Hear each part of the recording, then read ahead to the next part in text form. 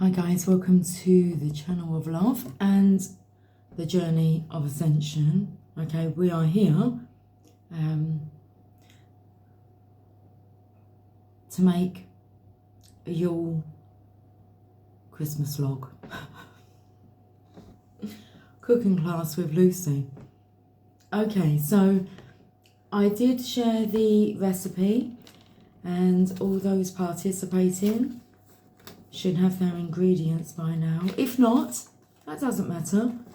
We're just going to, I'm starting like from the beginning. So I haven't weighed anything. I should have it all. I think I forgot the salt. Okay, we need the salt. I can get that, that's not a problem. I put the oven on to preheat around about, it says to do it. Let me read it to you.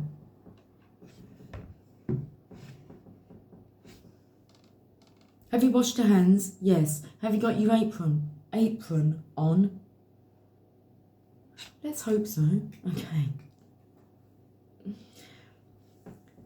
First step is preheat the oven to 350 degrees Fahrenheit, 175 degrees Celsius, or 160 degrees Celsius if you have a convection oven.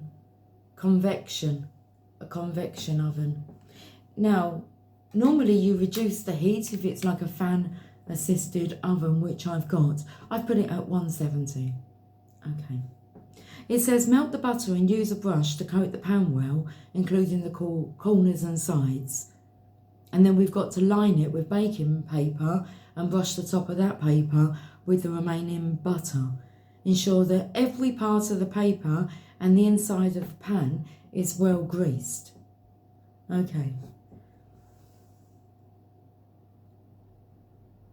We will do that, but I think we need to weigh our ingredients first. So if we go back to the sponge, we need 1 tablespoon of unsalted butter to grease the pan. I do have the butter. Okay, so I've got some of that which will melt soon. And then I've got a pastry brush with a pan over there. And I've measured my pans because it gives you 2 measurements in here.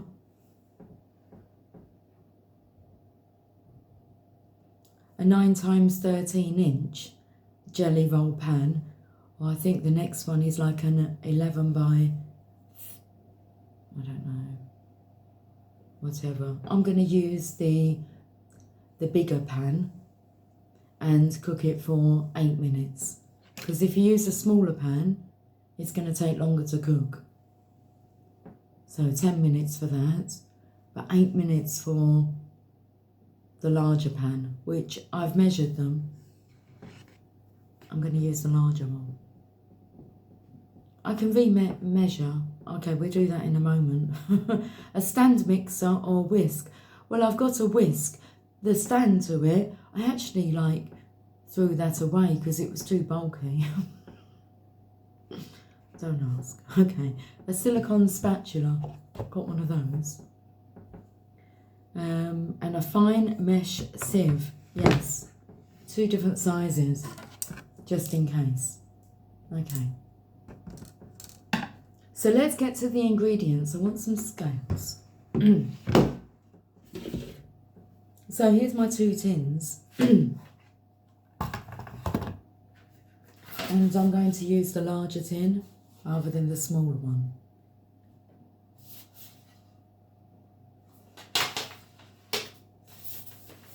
Okay, right, let's pop them back over there.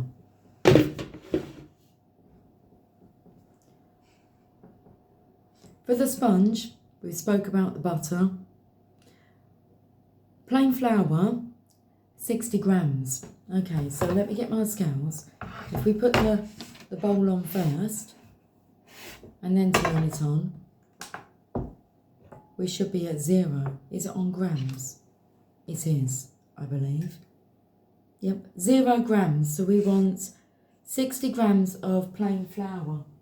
Well, we've got some of that just here. Santa's looking after it for me. Plain flour. And how much do we need?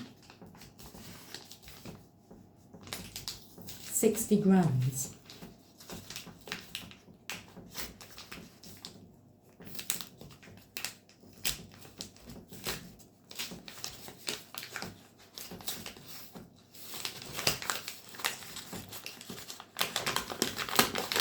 Let's make sure the scales are still on. They are.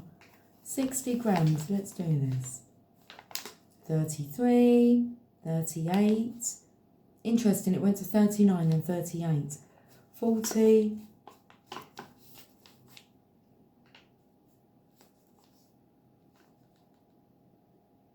60. Okay, so we've got the flour. Brilliant. We've got coffee as well. I'm not going to sift that yet. So I've got my flour. Okay. We do need the salt. Okay, I'll go and get that. 40 grams of cocoa powder. Okay, let's get another bowl. I'll pop it on. And then it says it's -2 grams. And press tear 0 grams. And we want 40 grams of cocoa powder. Cocoa powder.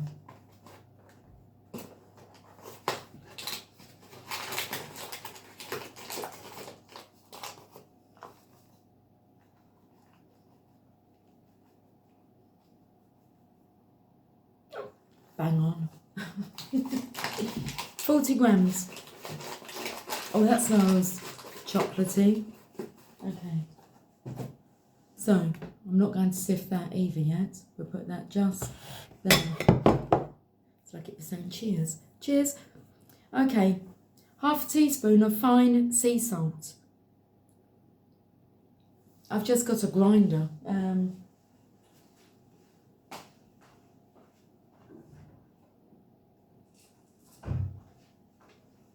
If I just grind some of this into a bowl.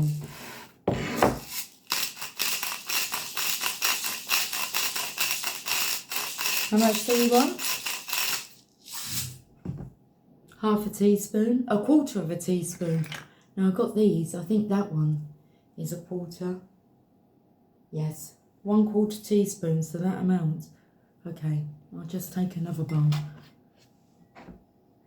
How much have we got here?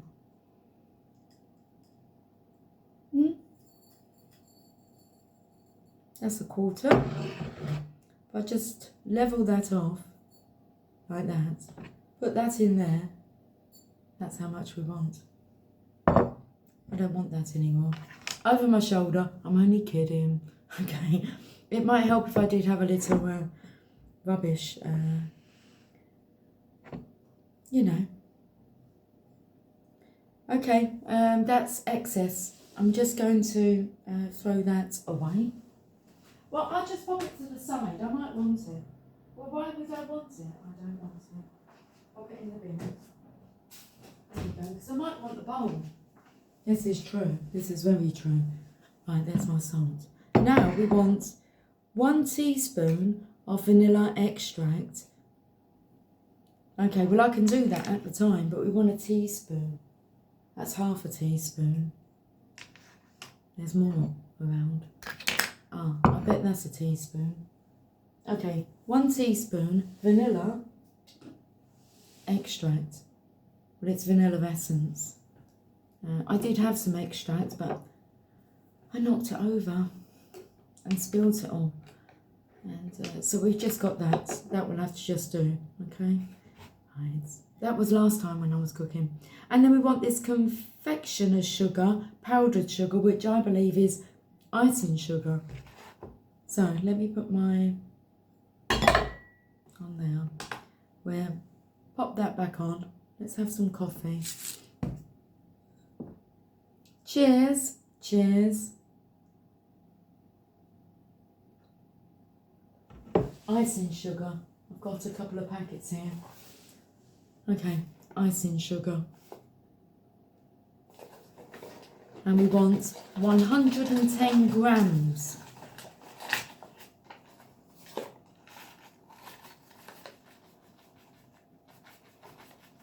Woo. Smoking.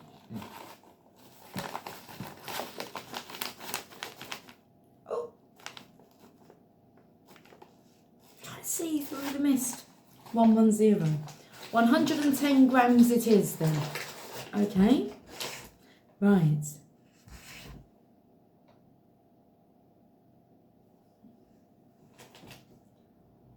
That's that. So that's everything that we need. Where's the eggs? 4 eggs. They're on there. This is the part. I've got to separate the eggs.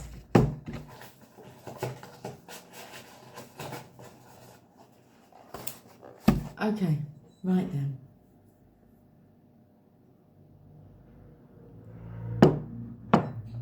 I've got all of my ingredients.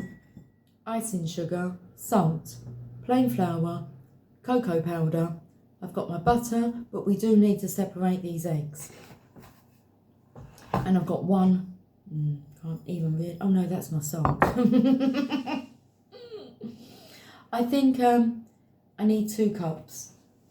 2 cups. 1, 2. And we're just going to get on and do this. 4 eggs, separate them.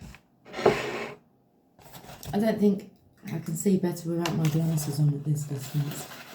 Okay, let's do this then. Let's do it. Let's fall in love. Okay, so we want to separate the whites. Can you guys see what I'm doing here?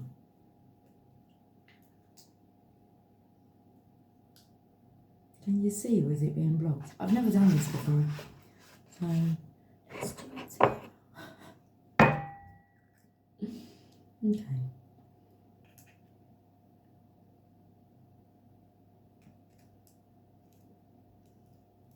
Off you go. Thank you. Right. Oh, that was pretty easy. Okay.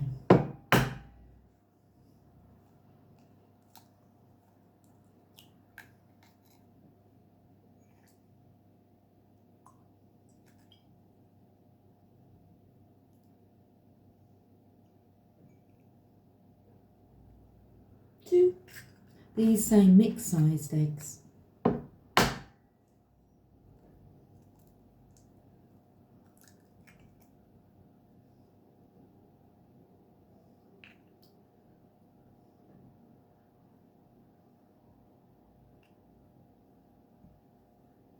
Three.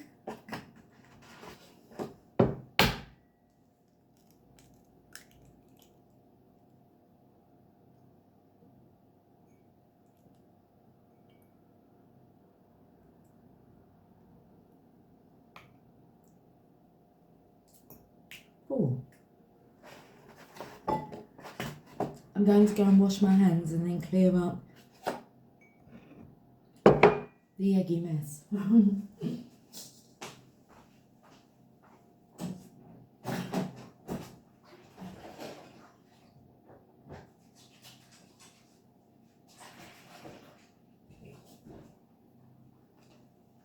Okay.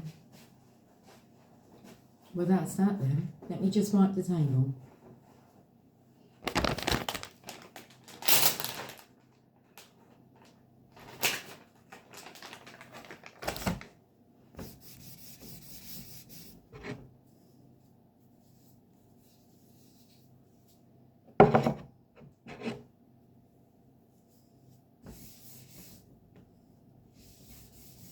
Okay, that will do.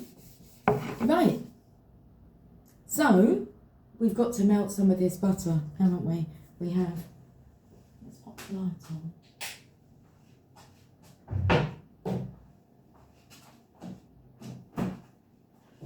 If I just pop a little bit of butter in here, I don't think it really matters, like, how much. I think it says, like, I can't remember, a tablespoon. I'm just going to put like a sliver of butter in there, like that. This is how we do it. Boom, boom, boom, boom, boom, boom. And I don't think we need butter anymore. So I can pop that away.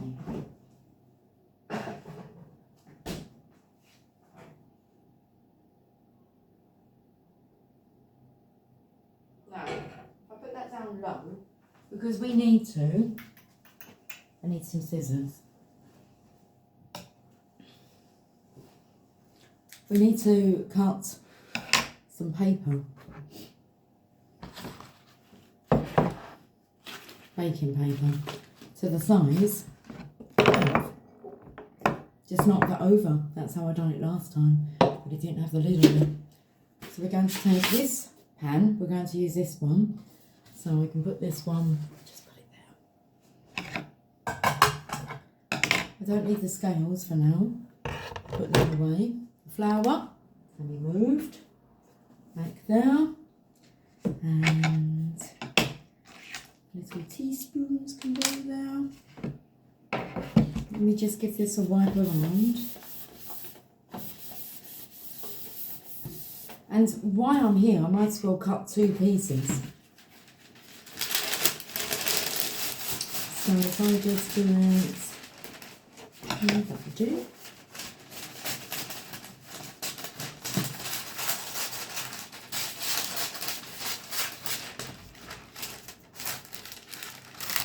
And again.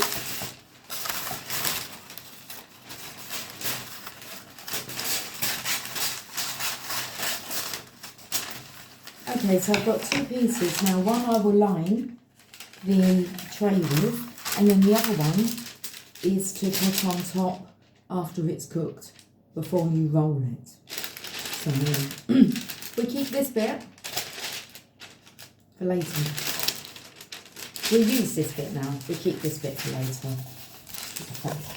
And we check on the butter. That would do. Okay. So, we've got some melted butter in there. I know you can't really see it, can you? It's that far down. Anyway, there's melted butter in there. I'll pop it on there. I've got a chopping board there, so it doesn't matter that it's hot. I'm going to trim this paper down.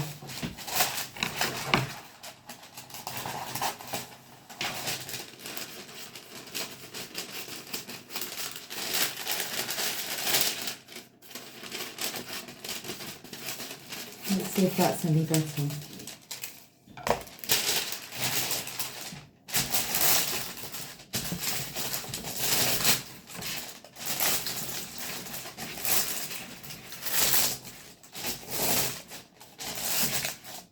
I've just done like a little crease around it, and then I'm going to cut maybe a centimetre around that, so that it says don't let it go too far up your edges because it will fold into the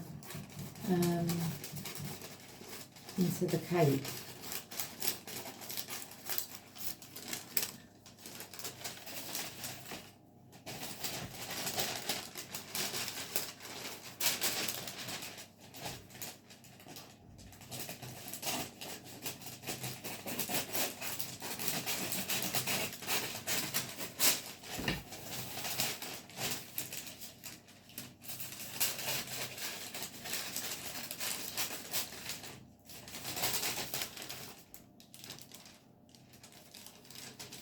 Oh, that one might be just a little bit close.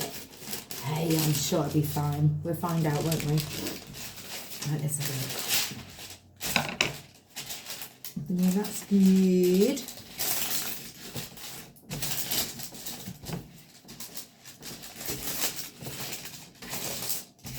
So I haven't buttered it yet, but it's going to look something like that. Okay, right, let's pop that there. Let's get my little silicone brush.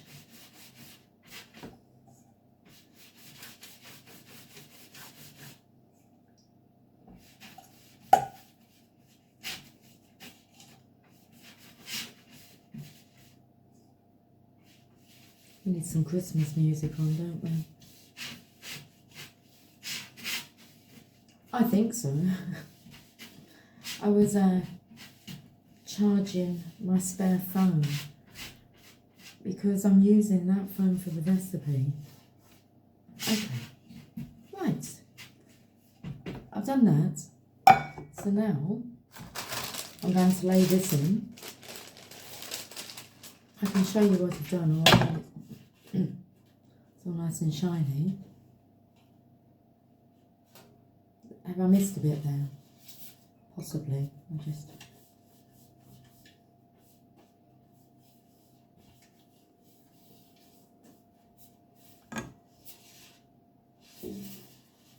It's like I'm advertising a baking tray. Okay, let's pop this in. I'm going to stick that down, which is very good and nice.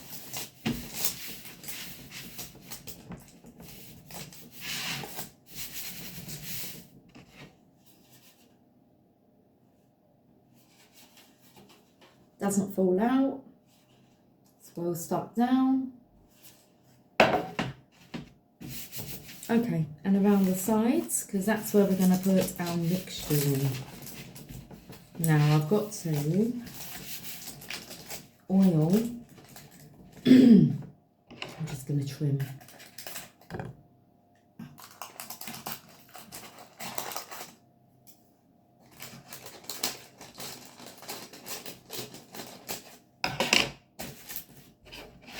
I've got to oil the baking paper now.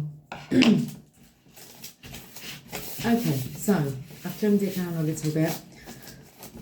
We want some edge so that we can lift it out. Okay, so there you go, not too much edging. So I've still got some butter in here, melted butter. We're going to put it all the way around it.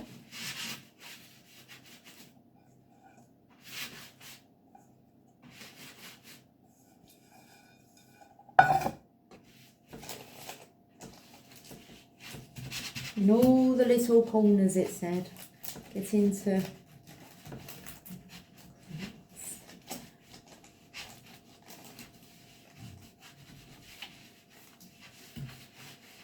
done.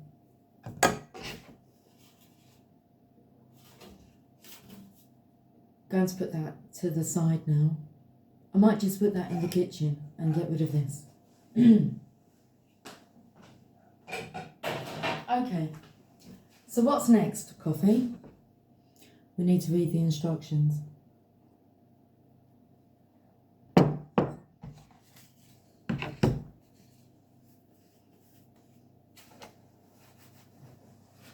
Let's take a seat. Put the glasses on. What's that there on my screen? What is that? Is it like a light reflector? Don't know, there's like a green when I sit down. I'm right on my face.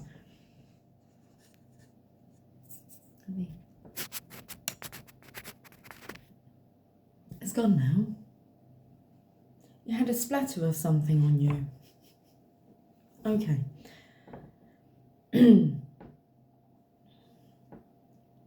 Melt the butter and use a brush to coat the pan well, including the corners and sides. Next, line the pan with baking paper and brush the top of the paper with the remaining butter. Ensure that every part of the paper and the inside of the pan is well greased. Done. Okay, crack the eggs and separate the yolks and whites into different bowls. Done. Use the sieve. Sift the flour, salt and cocoa powder for the sponge together in a large mixing bowl. So I have my mum's mixing bowl.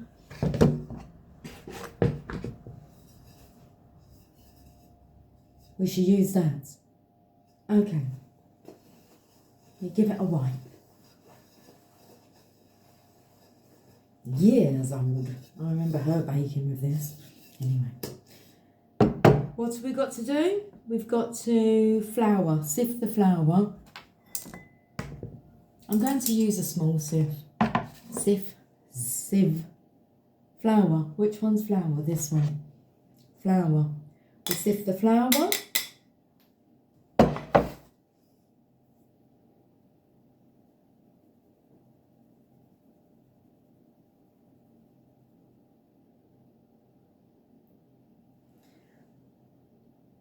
Salt.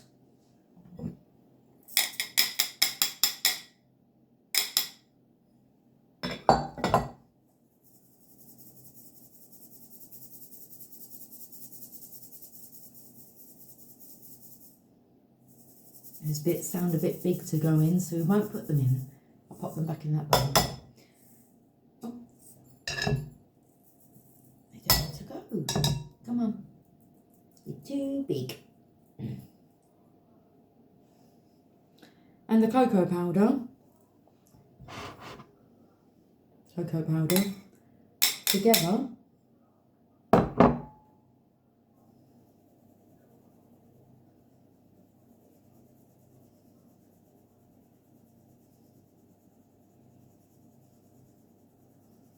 Into a bowl.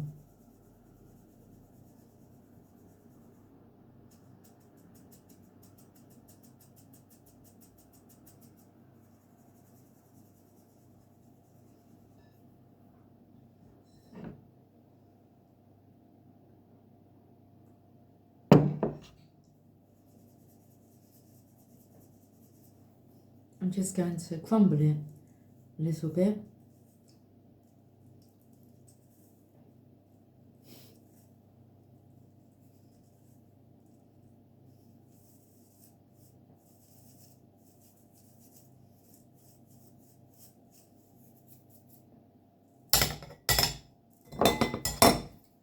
Done.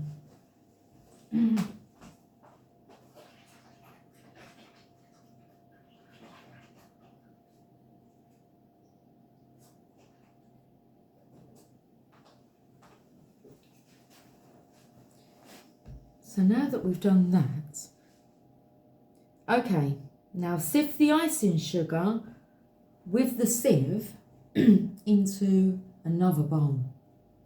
So we're going to put this one aside, and then I've got, I think I'll use this big bowl, this one.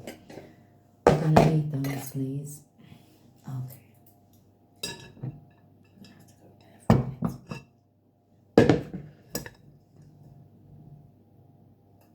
All the mixtures in there. Okay.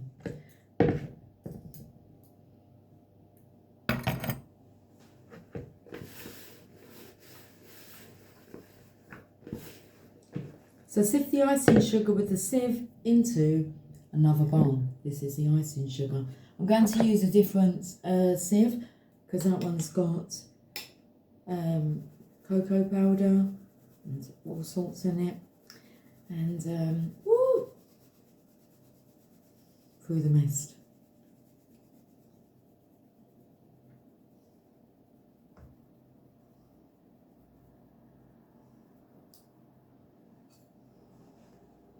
Oh, I can use that as my little. Yeah, I can. Brilliant.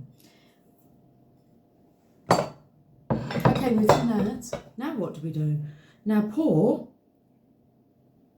the egg yolks. I want to really put that. Okay, I can use this one. I suppose. If I put that in there.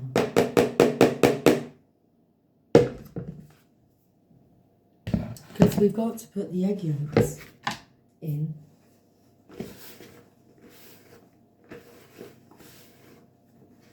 I'll wipe the dust out.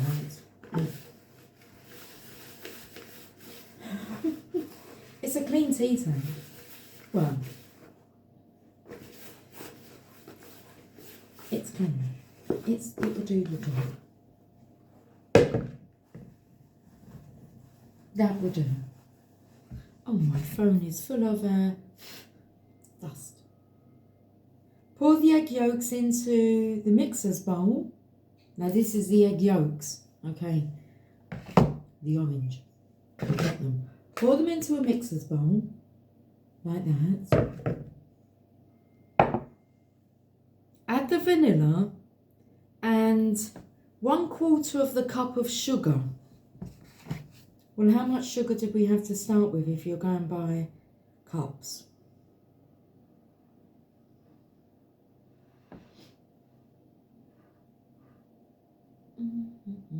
Three quarters. So I want to add 1/3.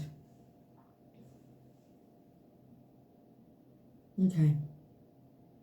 So add 1/3 of the sugar.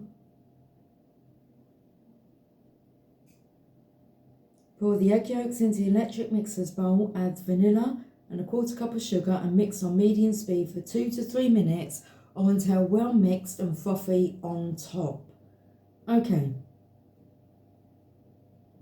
so we've got to use a third of this. Yes.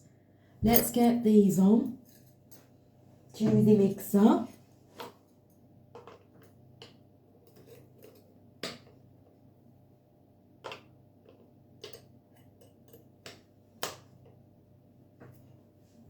And then let me get my teaspoon. Is it a teaspoon? I'm sure it is. Let's double check. 1 teaspoon. TSP. Teaspoon. 1 teaspoon of vanilla.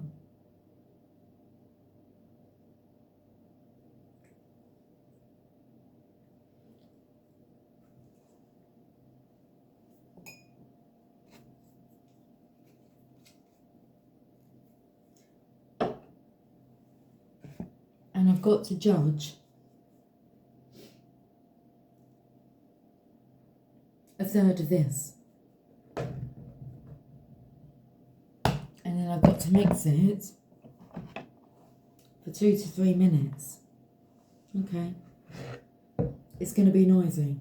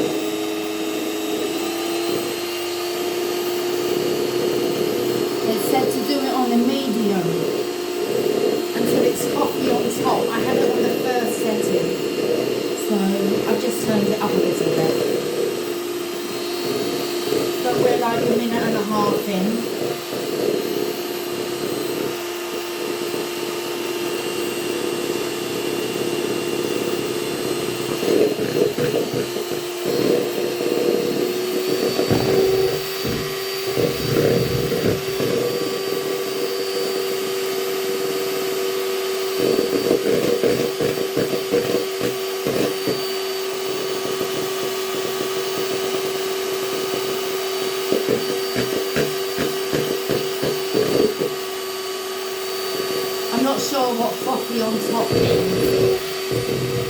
It doesn't look frothy.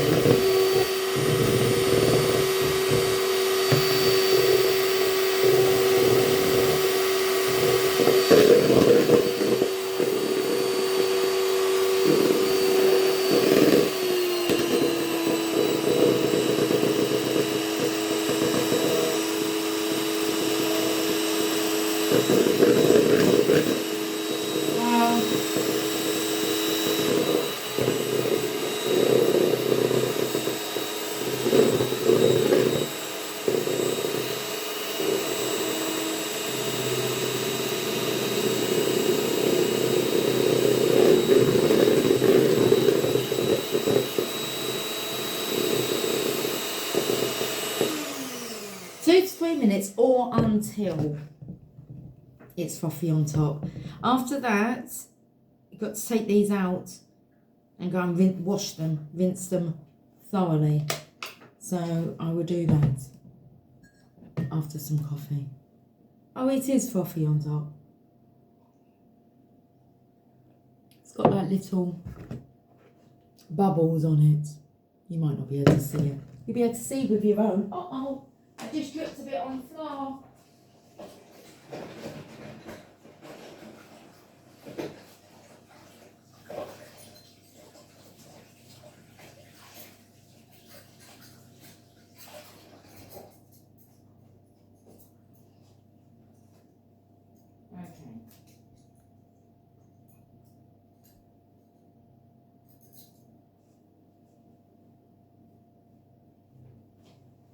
Right, that's that. Let's pop these back in because I think I'm going to need them again. Next step. Add the egg whites to an empty mixer bowl. Jeez, I haven't got one of them either. It says if you don't, to pour that mixture into another bowl. How about if I just pour that mixture on that one? This is the rest of the icing sugar.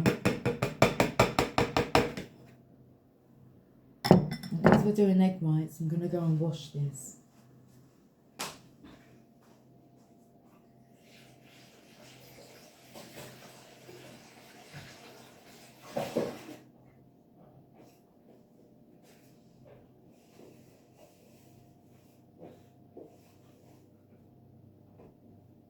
Okay, a clean bowl.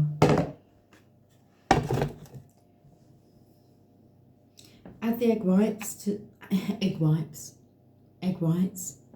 to the empty mixer bowl and begin beating on medium-high speed until they begin forming soft peaks. Add the remaining half a cup of sugar, a spoonful at a time. The peaks will look glossier after the entire step. Only takes a few minutes. So we're going to high speed, medium to high speed. And when it's beginning to form soft peaks, we're going to add the remainder of this sugar, spoonful at a time. Let me get a normal spoon.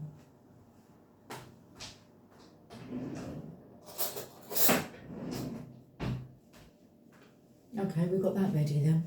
Okay, and then what? Oh, what happened?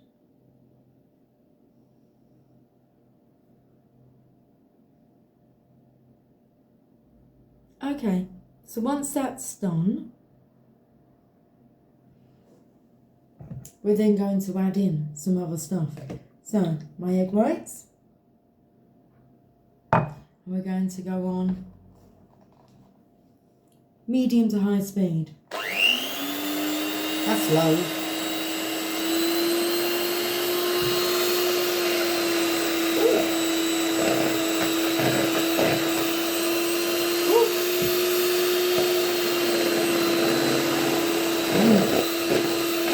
And when I don't know whether I'm over, and when I'm what? Soft peaks, and not soft jets. We can get ready. Ah, here we go.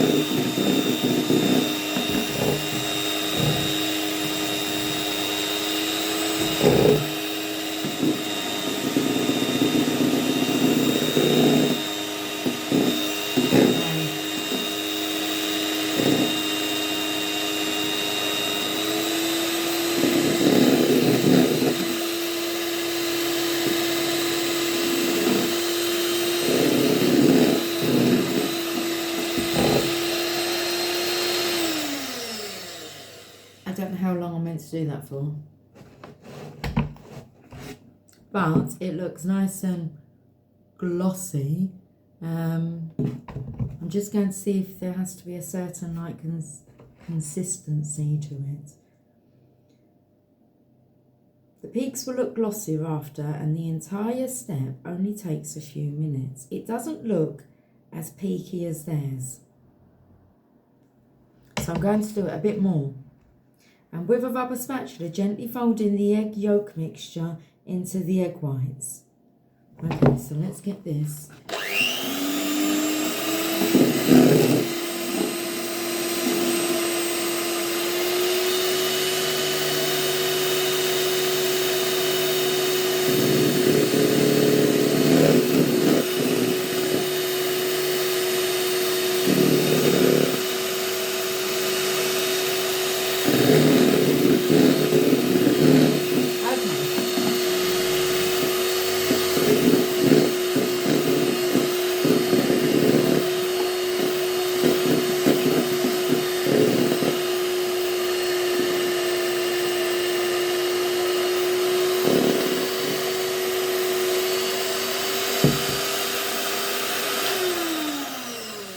I'm happy with that. So I'm just going to get rid of them.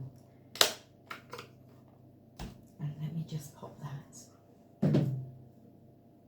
just over there. Okay, that's that for now. Now we've got to fold in. So with a rubber spatula, we've got one of those. Gently fold in. The egg yolk mixture into the egg whites. Folding simply means working from the edges of the bowl and turning the outside ingredients into the centre of the bowl. Do not stir or you'll lose the fluffiness of the mixture. So we have this, and then where's our egg yolk mixture? Here. And we're going to gently fold in. So let me put them in.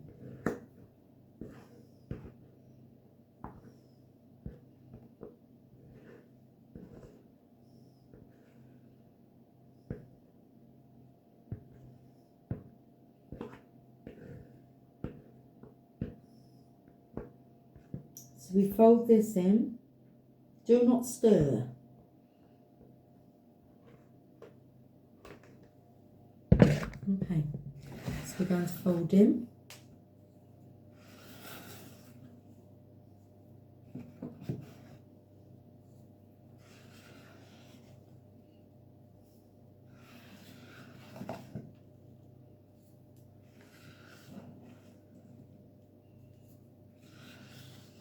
I've never made a cake like this before. Next, sprinkle over the sifted cocoa powder and flour and gently fold it in too. Okay, so sprinkle. We'll sprinkle it.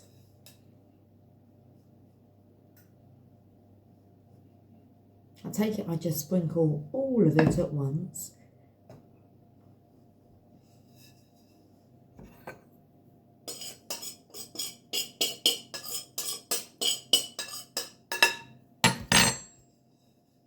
And it goes. Sprinkle, sprinkle. And gently fold it in too. The cake batter will be fluffy yet fully incorporated when finished. Don't be tempted to overmix it, since stirring too much can flatten the airness of the batter. Okay. Well, let's fold this baby in then.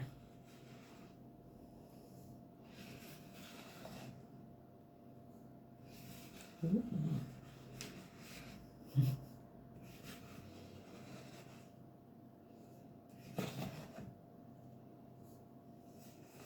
very light and, well, like it says, fluffy. If you can see how...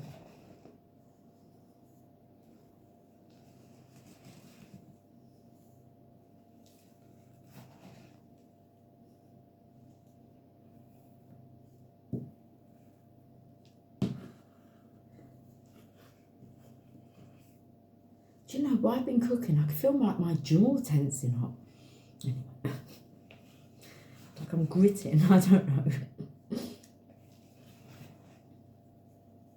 Now, I've still got, I think it says somewhere in it, don't worry. Oh no, it does look brown. Maybe I should do it so that it is brown. As it's still very light.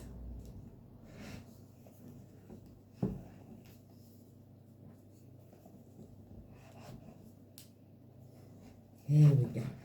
I can feel myself like clenching my teeth together. Okay, relax, Lucy. Doing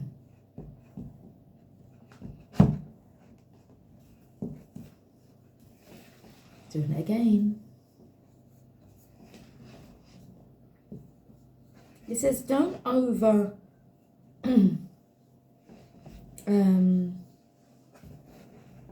stir it, but I'm not sure when you sprinkle it in, you should stir it a little bit at a time, because I seem to have like the powder still in it. I'm going to leave it like that. It says don't over stir it, so I think instead of like putting all the flour mix, I think maybe sprinkle some, fold it, sprinkle some, fold it, because putting it all on top, it seems to have accumulated quite a lot of dry powder at the bottom. Anyway, I am not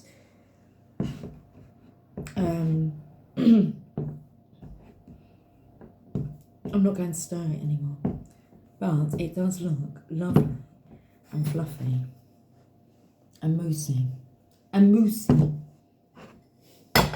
Let me go and get our pan. Pour the batter into the pan, smooth with your spatula. If the baking powder sticks out beyond the pan's edges, trim it off now to ensure it doesn't fall back into the pan while baking.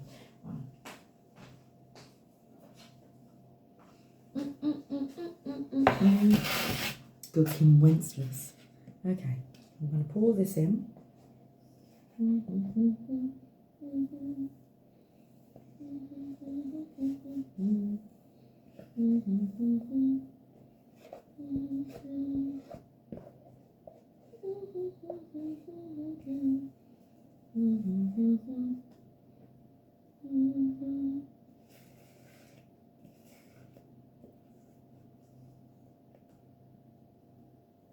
Proper focus in here.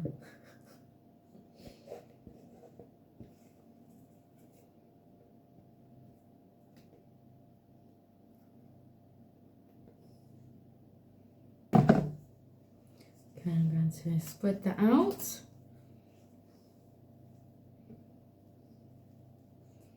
With the spatula.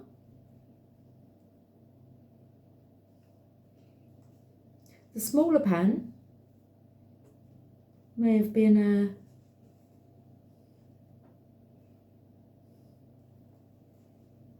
more ideal, but I'm using the bigger one. So we shall see how that turns out. I'm just spreading the batter, the mixture.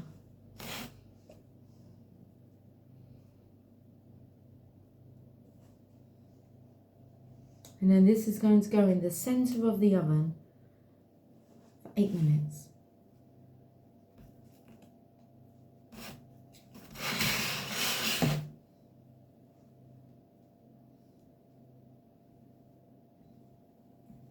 And we'll see how this goes, eh? Yes.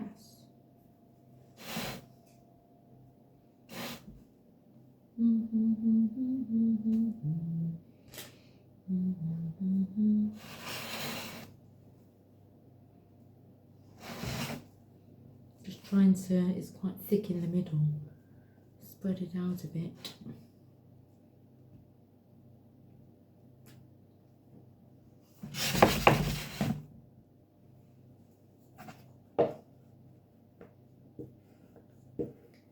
What's with the gritting of the teeth? I'm not sure what that's about. Maybe it'll come in with like today's reading or something, I don't know. Gritting your teeth. It's very tense. That bit there looks... Okay, I think... Let's just see how that goes, yeah? Okay, in it goes. Give my hands a wash.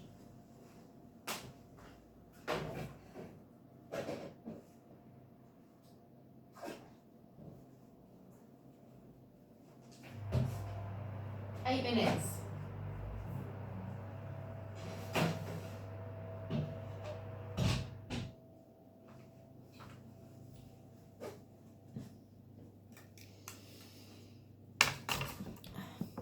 Phase 1 is done. Okay. Whew. Let me just clear up a little bit. And yeah.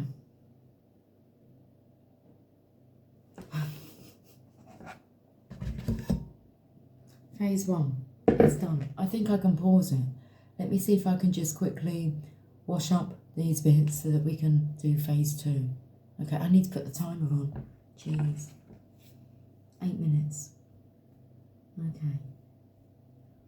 Let's do that. Timer.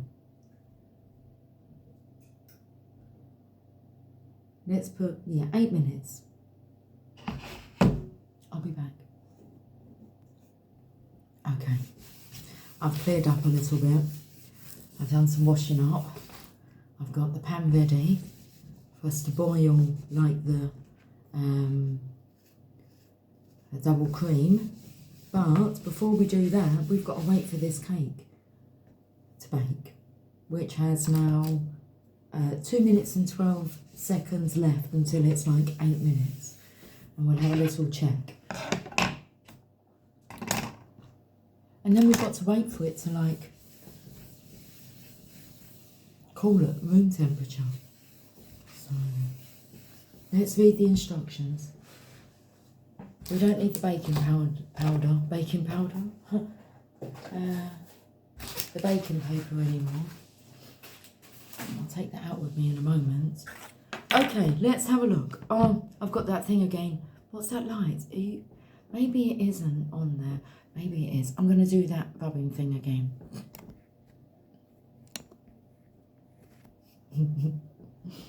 No, I think it's a reflection of the light.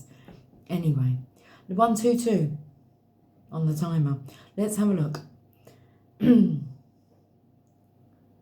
So we pour the batter into the pan and smooth with your spatula. Your baking the baking paper's fine. Bake for 8 to 10 minutes or until the cake springs back a little when touched. And then it says using a 9 by 12 pan will take closer to 10 minutes. Larger pans like 11 by 16 in the photos needs less time. Okay, as soon as you take the cake sponge out of the oven, gently pull the sponge out of the pan and onto a damp and clean kitchen towel. It's not damp. We better dampen it. Okay. What's damp? I mean...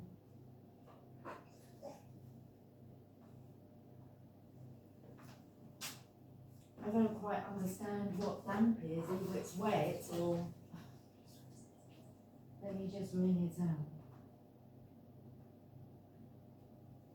So...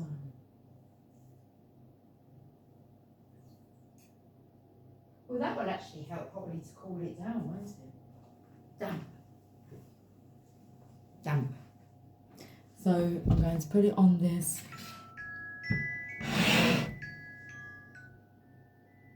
Thank you.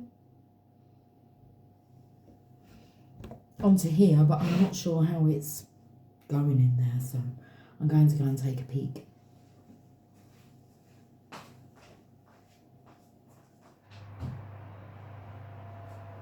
It smells chocolatey.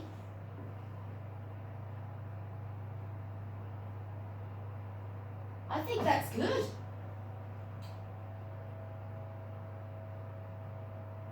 I think that is fine. We're going to take it out.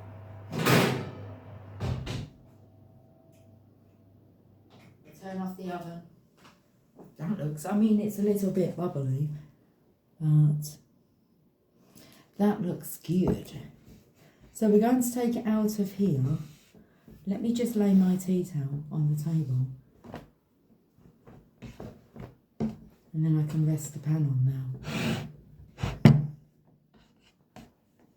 now. So we take it out.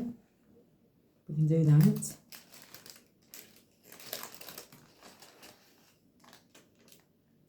We're going to pop it on here. Oh, we'll get rid of this.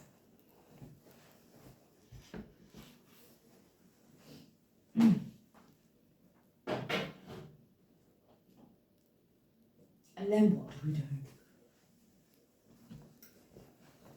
It smells nice. Here it is, guys. I know you can't probably see it very... Oh, let's not mess around with the camera too much. Okay. Instructions, please. It's 8 o'clock. It's time to do, like, our advent calendar. I'll be with you in a moment. Let's find out what's next.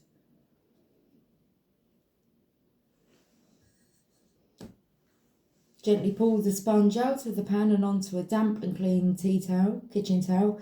It should come out fairly easily thanks to the butter used to grease the pan. Once the cake is on the kitchen towel, sprinkle it with sifted icing sugar. Okay. Lay another piece of baking or parchment paper on top of the cake, then roll it up while it's still warm.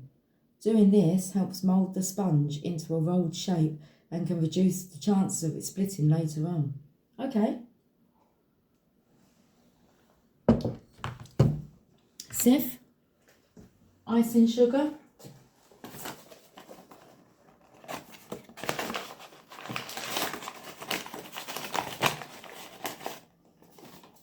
Pop some in here. Ooh.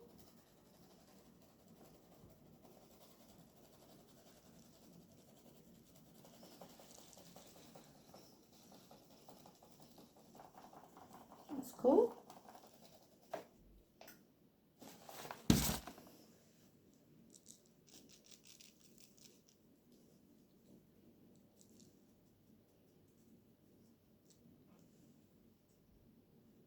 You see that? It's like snow. Oh, I just got a taste of it in my mouth. Very nice. Okay, now this way. Where's my other parchment paper? Here it is. I'm going to lay this on top like this. And we're going to roll it up. Okay, like this.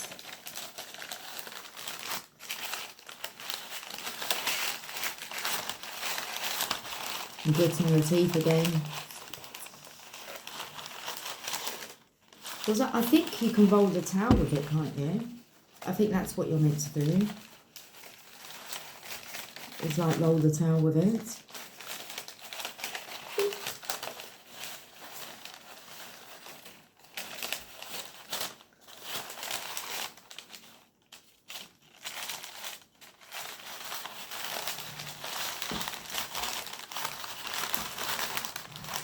Roll the towel with it.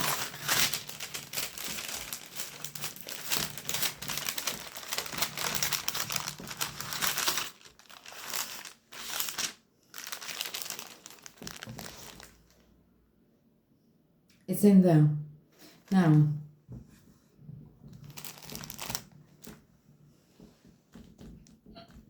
aren't we clever? Now it says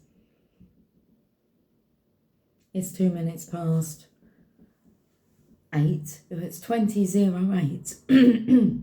Wait until the cake cools to room temperature before moving on to the next step. So we got some free time. Shall we read? Shall we do today's Advent calendars? I think so. So we've got to wait for that to call.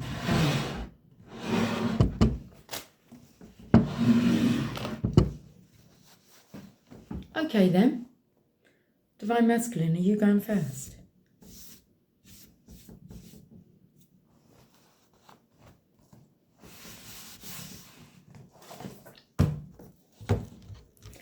"22. What's the message that's just for you?"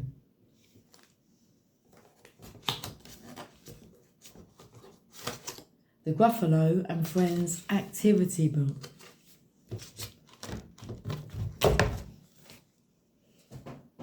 Where's my glasses? Let's have a look. It's green, it's like that dot that's right there at the moment. I don't know if you guys can see it, but green, green. An activity book. What's going on today then? Okay, the mouse found a nut.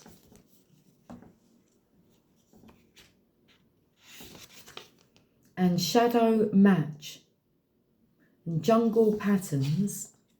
Have we missed a page? No.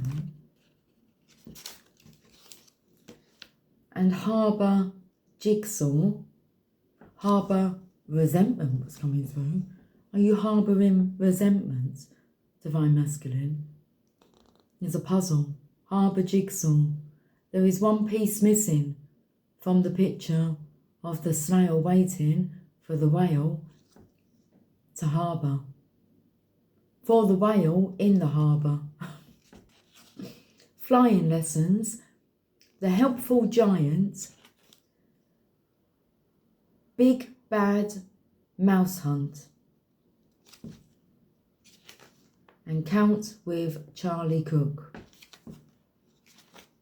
And which Gruffalo am I?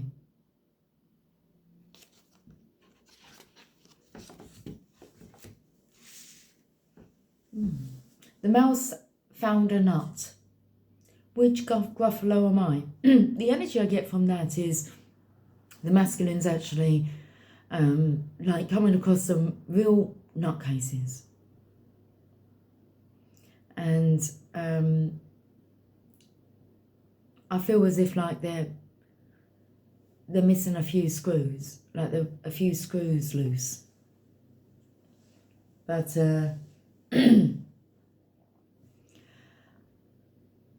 puzzle pieces, putting the pieces together. That's what I got from that. Divine Feminines. Always on a mission. 22. Over to you. Oh, we've got Christmas puzzles. Sticky dollar dressing. Sticky dollar. Sticky dolly dressing. Christmas puzzles. Snowman, reindeer.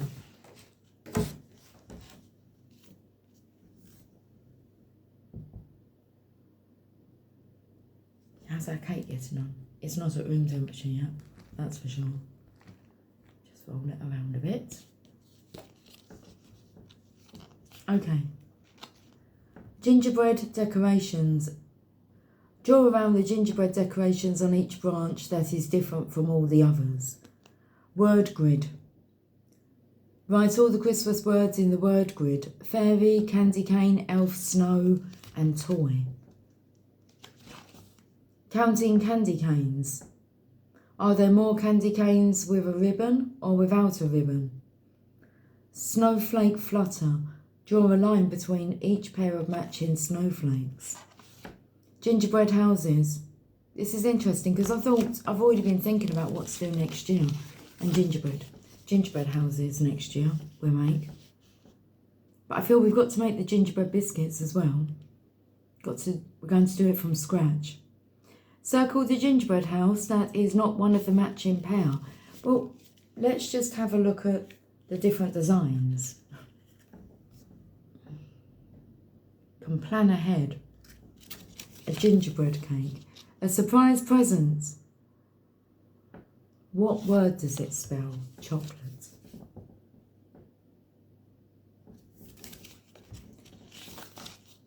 enough bows?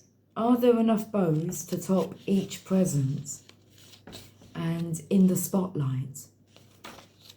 Stocking mix-up, half words, missing piece, half tree.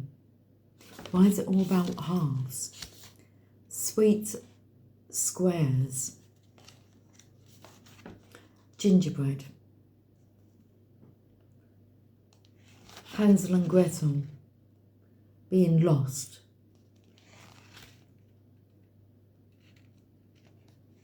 it's like half a story.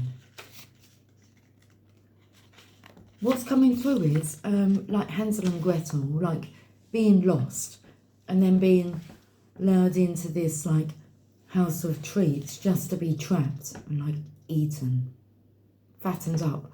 So, you know, I don't know, she was blind, wasn't she? The woman who lived, I'm not going to call her a witch. It's like half a Christmas tree. There's a puzzle piece missing. There's a piece missing.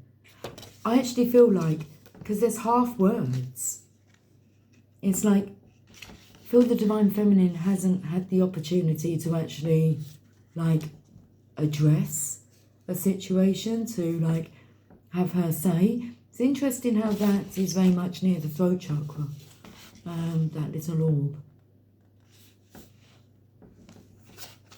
Half a story. Because I felt the energy of the masculine feeling as if he was like walking into a trap. I'm caught in a trap. I can't walk out. Ooh. The next part, because I love you too much, baby. It's like he's terrified of being trapped. But he's free to go whenever, but that's the whole point, is he won't want to go. And that in itself feels like being trapped. Wow. How's our cake getting on? Not room temperature yet. Interesting. But I'm thinking about how, you know, you've got to have a damp cloth.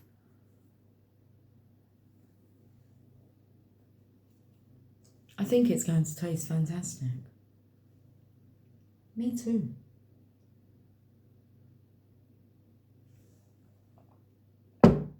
One hour, 8 minutes, 32 seconds.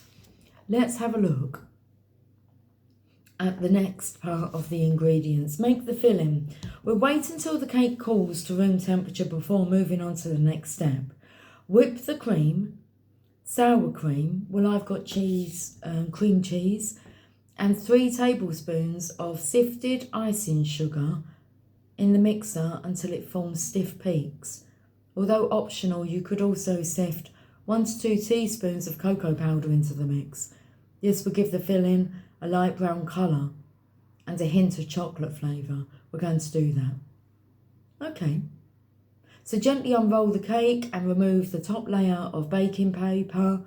Spread the whipped cream filling evenly over the top of the cake, except for a 1-inch strip on one of the shorter ends. And then we roll it up. Okay.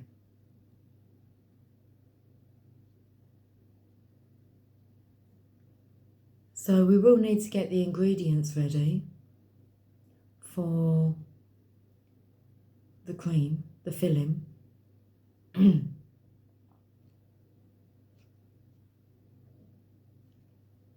Let's just find that part.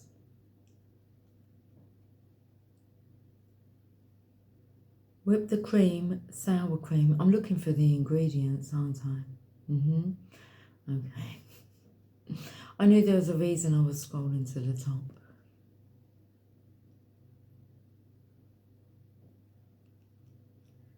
Three tablespoons of icing sugar, 1 teaspoon of cocoa powder, 240 mils of double cream, and then we need 15 mils of sour cream or cream cheese.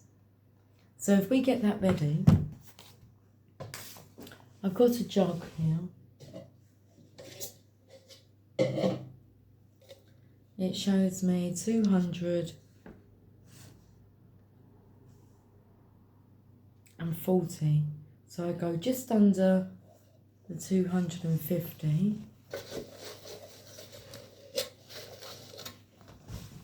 And I want the cream cheese and then like a bowl.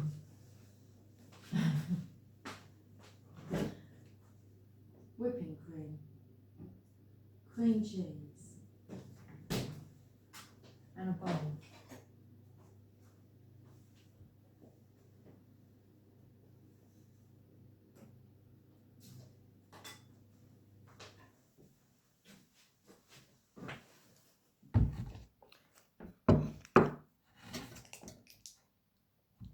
Okay, double cream, 240.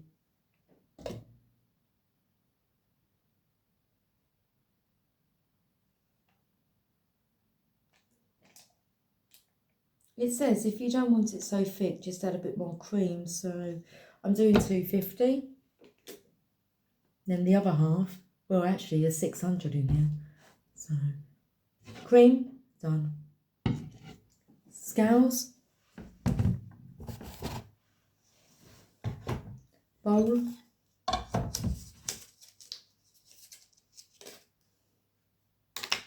Do I have anything that I can spoon this out with?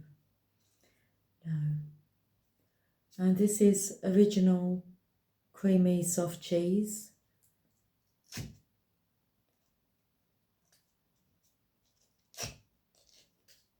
You don't need a lot. I need a spoon. A spoon?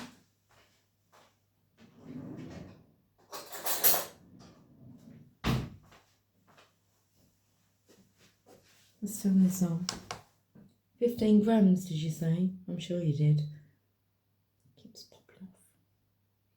15 grams. How much is 15 grams? Are you going to come off? That's 18. That would do, won't it? That would do. Make a cheesecake with that. Okay, so that's ready. And what else did we need? And the rest we can do just by spoons, the tablespoons. Because we need 3 tablespoons of sugar and 1 teaspoon of cocoa powder. It's optional. Okay, so we got those ready. I don't think we can make it yet.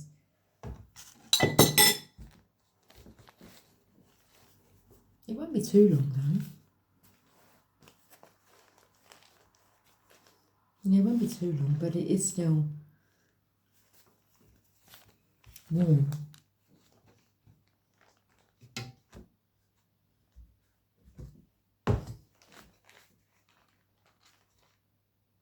Yeah, it's still warm. Let's move it around on the board a bit because the board is hot. Okay, let's pop them in the fridge for now.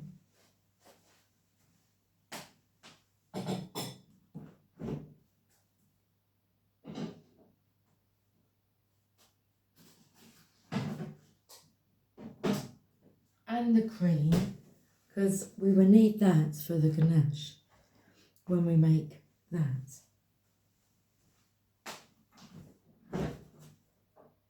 Okay, should we take a moment to pause and I can maybe make myself a fresh cup of coffee and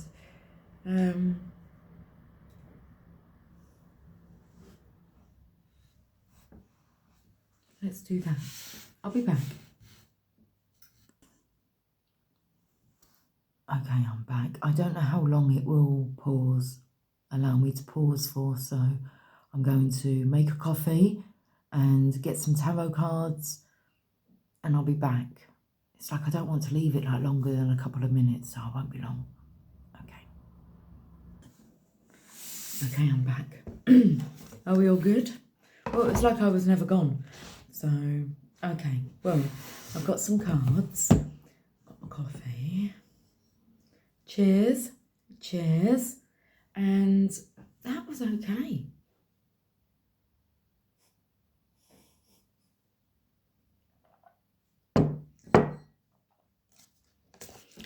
That normally happens, doesn't it? When, like, you're a bit worried about how something's going to turn out, but actually it's okay. Turns out okay. You're worrying for nothing. Let's have a feel of our Christmas log in here. Oh, it is cooling down. It won't need too much longer.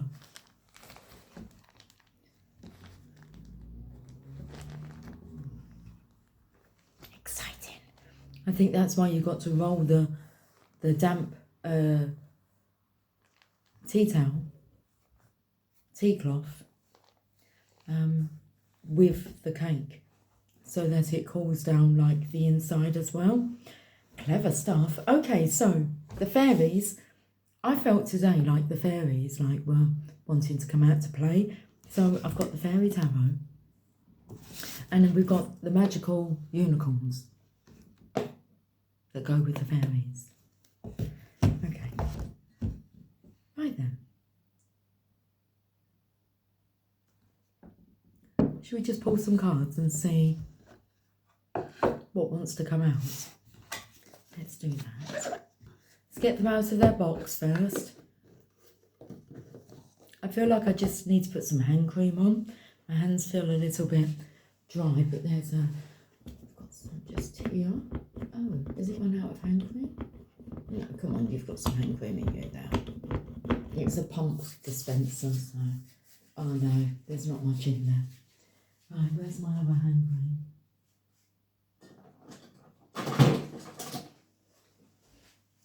We've run out of hand cream. It's like the pump dispenser. It's like there's hardly any in here. Oh, emergency. We've run out of hand cream. Hear the siren outside. Oh, that's nice. My hands have felt quite sore. Like yesterday, all my knuckles were red. So, we've had the gritting of the teeth. We've had maybe you need to moisturise your hands. Yeah. The gritting of the teeth. Whilst I was cooking. What's that about baking? And then like my knuckles. Like yesterday I thought someone might have been like angry and, you know, punched the wall. Or oh, that takes me to a time when I punched like some kitchen cabinets, like they were wooden. I was so angry, and I was angry because when I wanted to tell my side of the story, I was just like shunned. Is that the right word? It was, I don't know. They just told me. It was an incident that I had with my sister, and it was regarding when I was younger. And when I was younger, like when I was 16 until I was 19, I was involved with a married man, and the affair had come out. And then we're talking a lot of years later, but it was never discussed with me. I just moved away. It was swept under the rug, and we just never spoke about it. Until something happened like a lot of years later. I was married, had a couple of kids, and like the topic was somehow brought up, and my sister was like really, really rude to me, and yeah, she got me so angry. I told her to get out. I can't remember what she said, but it was wrong. It was like, I don't even get to, you're coming up with this story regarding, well, it was more about how I was abused because I was 16 when I started seeing him. But I think she had forgotten, like, she was leaving me with her children at the age of 11. I was quite mature for my age. So to have people telling you that, like, you were abused, and so I knew what I was doing, and I had feelings, and you wasn't in the relationship, you wasn't in the connection, and how you're telling the story is not correct, but I was not allowed to say anything at all. It would just be, I don't know, just nasty things were said, untruths. Anyway, but when she had gone, because I'd said to her, shall I open the doors for you so that you don't slam them? And she made a comment about, I don't know how old she was, whether like 30s, 40s, but she made a comment about she didn't slam doors. She did. She did slam doors. I lived with her from the age of 13, so she was a door slammer. And actually the last argument we had, she slammed my door so much that it made like ornaments on the, oh no, that might have been the gate that she slammed. She made the ornaments on the fence all fall down. A door slammer. So my response was, shall I open the doors for you? And it saves you slamming them. So when she left, I was like so angry that I remember I just punched like the kitchen cabinets. I mean, this was a lot of years ago, but, well, before my awakening. But there's that, some people just, I don't know, they just know what to say to get a reaction out of you. Anyway, so that just took me to my knuckles feel poorly. I mean, I don't have anything to do with my sister, any of them. There's two of them anymore. So, yeah, I just don't feel I should be around people that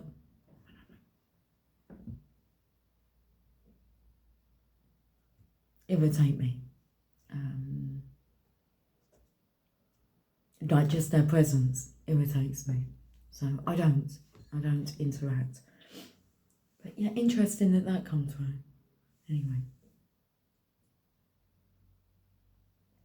It's like, get your story straight.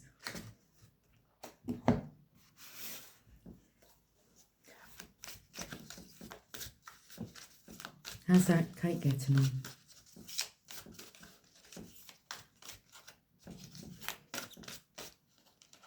We have the 9 of Spring, the 9 of Wands. It says,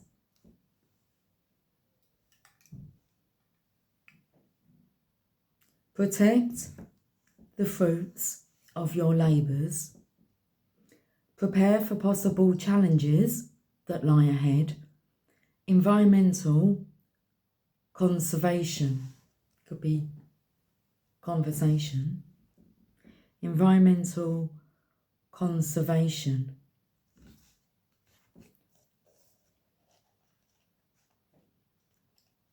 Let's read this message. As your hard work pays off and you have more and more to show for your efforts, it becomes very important to look after the fruits of your labours. The energy out in the world can be intense. Every morning, as you start your day, ask God, the angels, and the fairies to protect you from negative people and energies. You're up to the tasks set before you. This is also a card that reflects environmentalists and those who love all the plants and animals of Mother Earth. Stand up for what's important. I was going to say stand up for what's important to you, for you. It says stand up for important causes, such as protecting wildlife, the oceans, and our food sources. A beautiful fairy stands in defence of the newly bloomed daffodils in her garden. She is joined by her ladybug friends to show unity with nature in her cause. Additional meanings of this card: attending to the protection of what you've created, preparing for challenges that lie ahead, and having a strong immune system and keeping your resolve.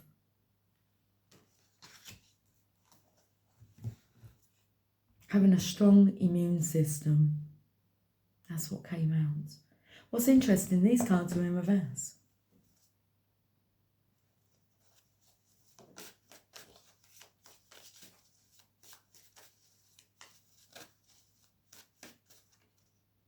Okay, Nine of Cups. Single, free, available, independent, happy, like he's smug. But he's not like allowing the world to see it. So he's keeping this undercover, but that's how he feels. Okay, so now what? I feel like this is the unrolling of the cake. Soon.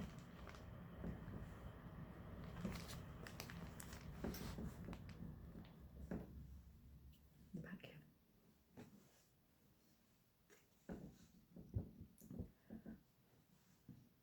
It's asking if it will taste delicious. I'm sure it will. Okay. And he's defending himself. Immune system. Like the immune to negativity. Not allowing it to affect him, because he's protecting this here. So this is what's going on behind, but he's gritting his teeth. Of course he is, look. He's standing his ground. So, what was coming through? Well, he's not going to, like, share what's going on here so that negativity doesn't affect him. People can't put their negative input into it. Okay, he wants to be rolled up like a jam roller-poly. That's a Swiss roll there. But hey, it's all good. Christmas.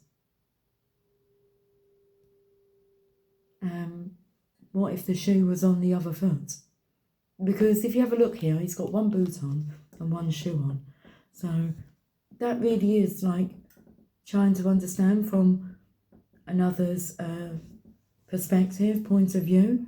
So you can always understand like how it may seem, how it looks, but that doesn't mean that, you know, the energy of don't judge a book by its cover.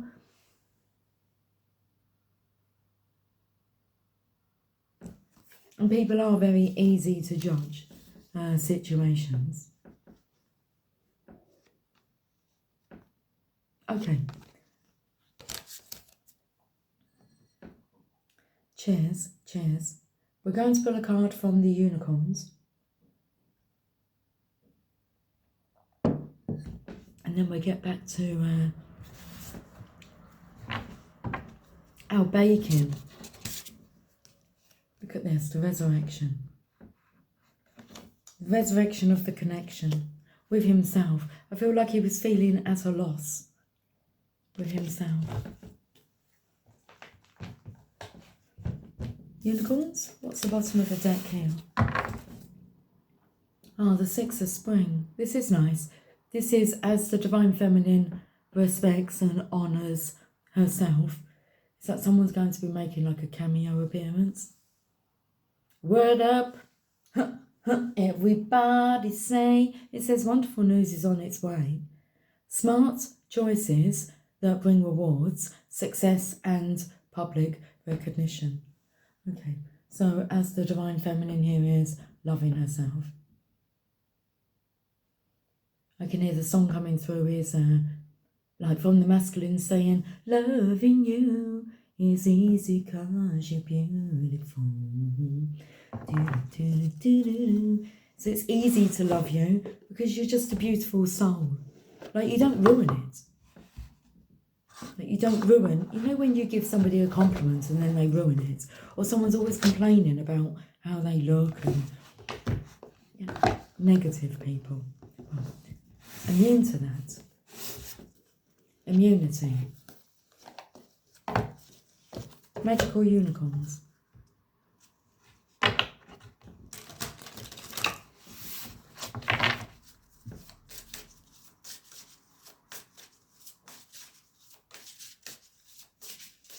Gritting the teeth though, there is this energy of like somebody really trying to like cling on. Because have a look here. But I didn't feel it was a good energy. I felt like she's trying to stop the unicorn from going. And the unicorn's sad. So what was the energy I felt first of all was about being trapped. Was it trapped? Yes. Being like lured in. Oh, Hansel and Gretel, wasn't it? Come from. Curiosity. And then what's coming through is, well, what did curiosity do? Killed the cat. No, it didn't. Look, the cat's all well and good. Start a project related to something you're curious about.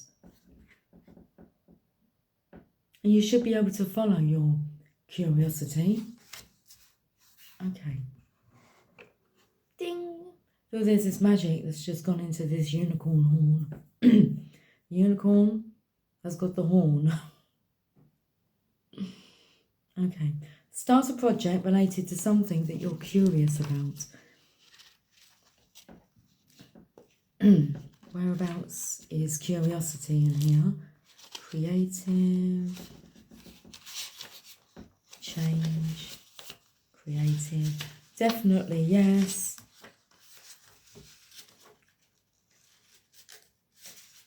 Curiosity. What do you wonder about? What would you like to learn more about? Your curiosity is like a roadmap that helps you know your soul's preferred direction. You're naturally curious about areas of life that are related to your divine mission, which is the big reason why you came to Earth. Watch your thoughts and actions to get a better sense of where your curiosity lies. Notice any topics that really excite you.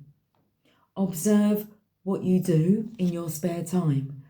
Watch what grabs your attention about other people. Your close friends and family members can also offer their observations about your areas of curiosity.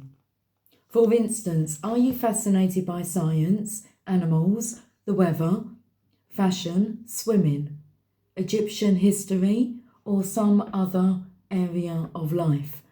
This card asks you to start a special project that allows you to learn more about this topic. Make the time to read about the area related to your curiosity.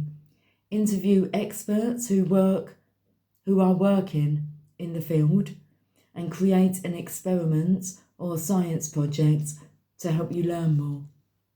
In other words, use your curiosity as fuel to drive you forward towards a better understanding of yourself and your world. Okay. I'm curious to find out how this cake's going to turn out. Okay, so let's get back to it. Yes? Yes. So what are we going to do first? We'll just put the cards on there for a moment. Oh, I just caught my knuckle again. It does hurt.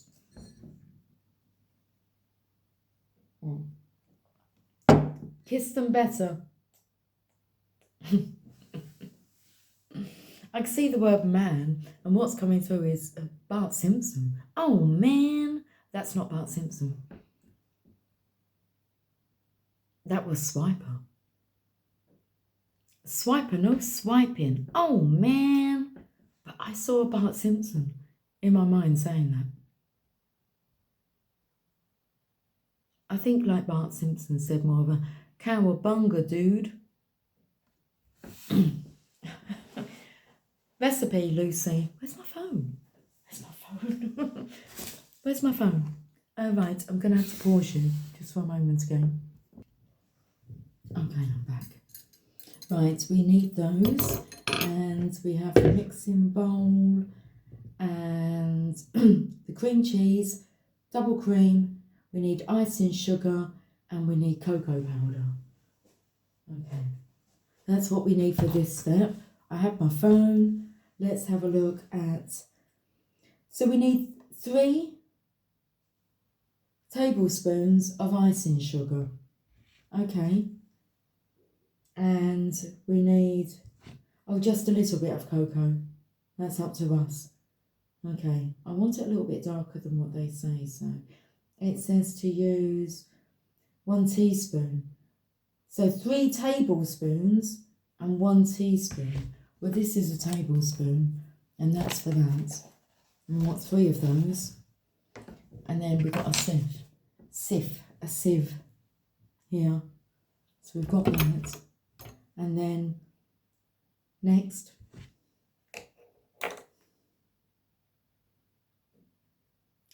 double cream. Yep, got that. That's the right amount. Okay, instructions.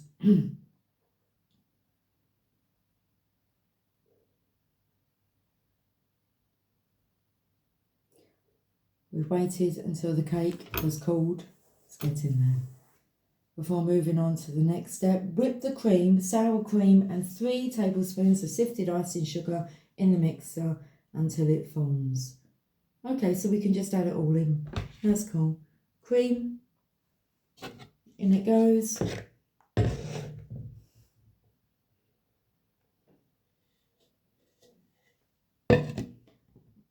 Cream cheese, in it goes.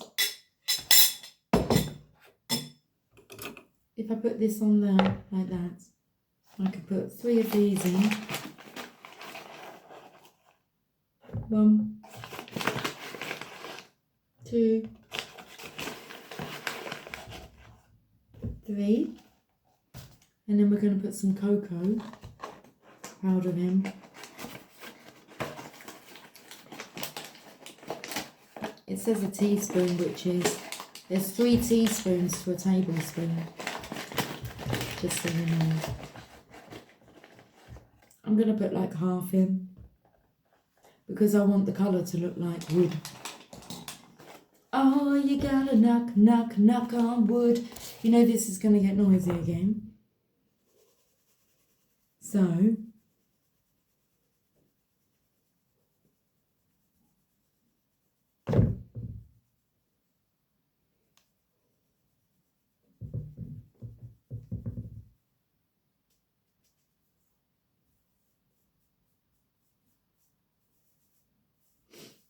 gritting the teeth again.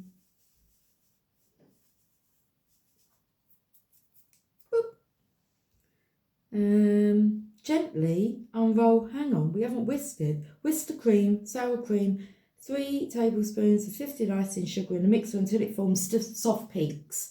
This sometimes takes a while. If you've ever whisked double cream, it can take a little while. So let's put this on.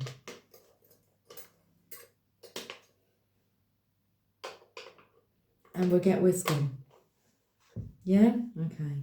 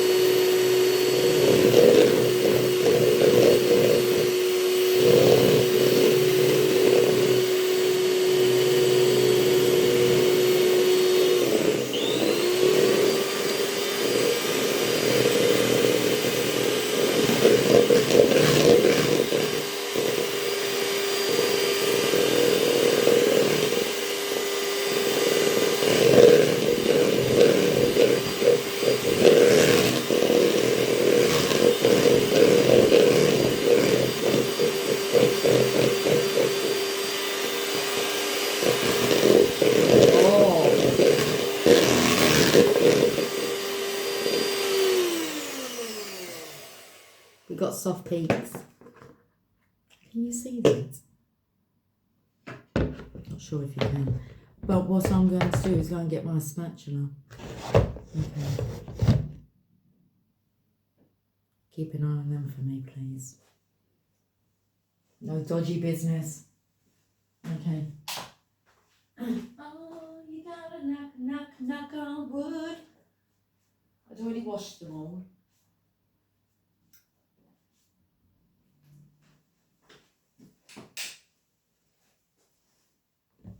Because I just want to just give it a scrape around the sides here.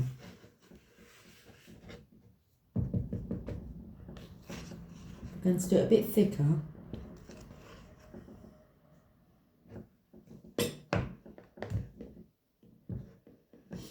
I'm not sure what the thing is with the teeth. It's I don't know why.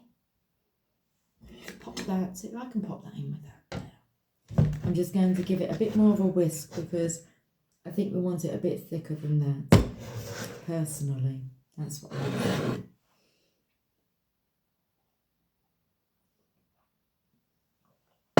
Cheers.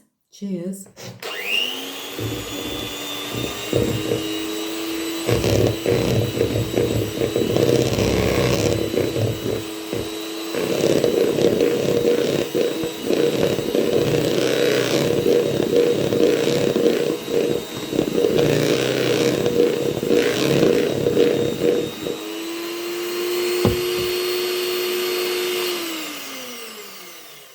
I think that will do it.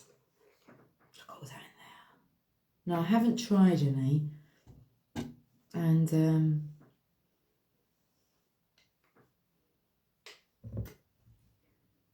I could try some.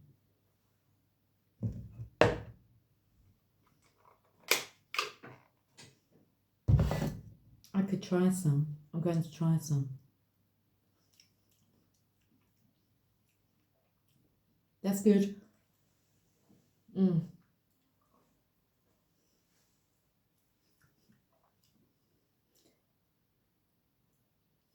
It's not like licking a knife, is it?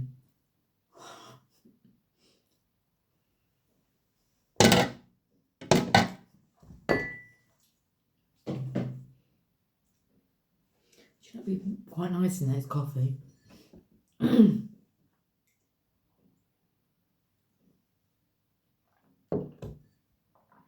We're going to get filling.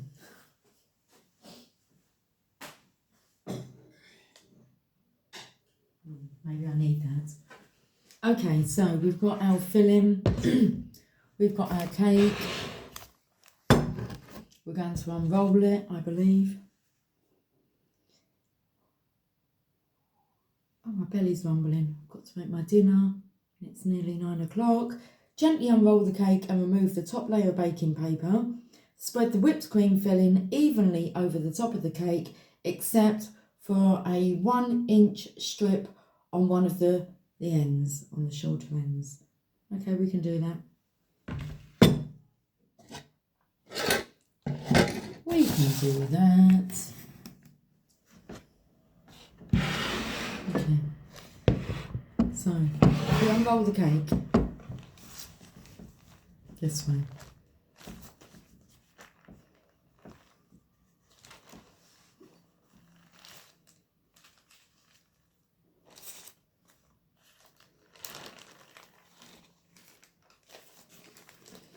It smells delicious. So we have our sponge, and then we're going to fill it with cream apart from like one end. Now, if you can see, this end's slightly curled up. So if I just put the cream in the middle, like that.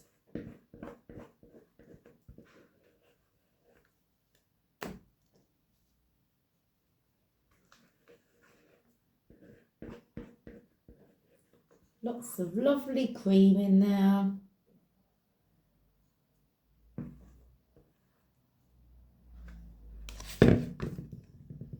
just going to take it to the end here. So we're going to do it all the way to this end. This is the centre bit.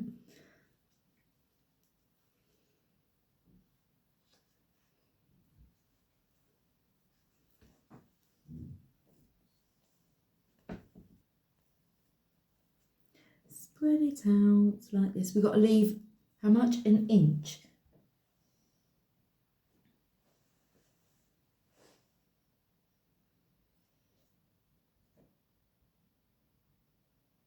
One inch strip. Okay.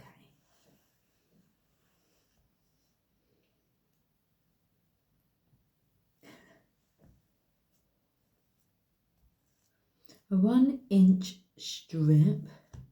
Let's make sure we get all this to the ends here.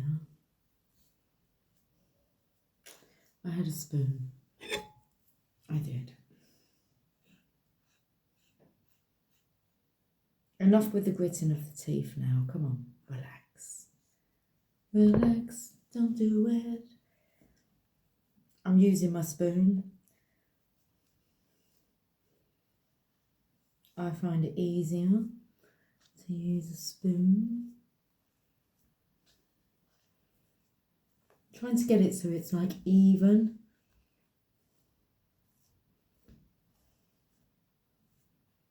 I'm going to trim the ends anyway, so that doesn't matter. But let's get physical. Okay, well, not a bad job, Lucy, but I think it's going to push it over as well as I'm rolling it. But I think that is how I'm going to leave that.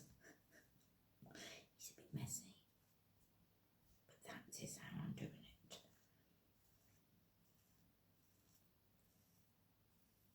it. Okay, I've left a strip.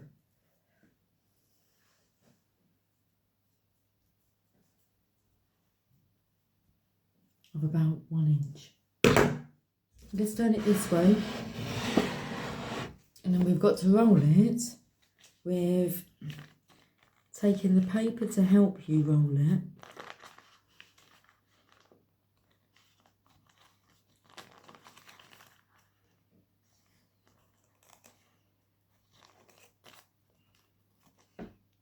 It wants you to do it a bit tight as well if you can.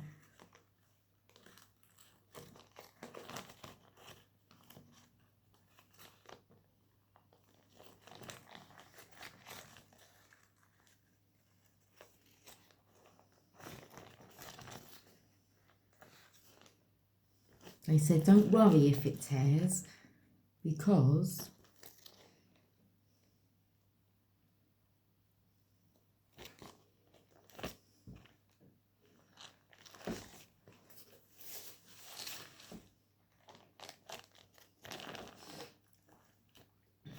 look at that. Look at that. It's very moist. Look at that. My goodness gracious me.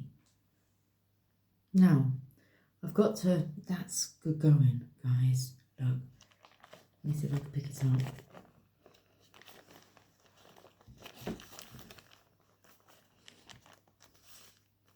That seam side will go down anyway. But once I cut it.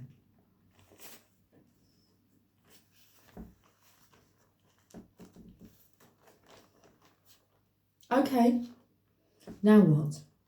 I mean, I could do with a bit of cream in there, if I'm honest.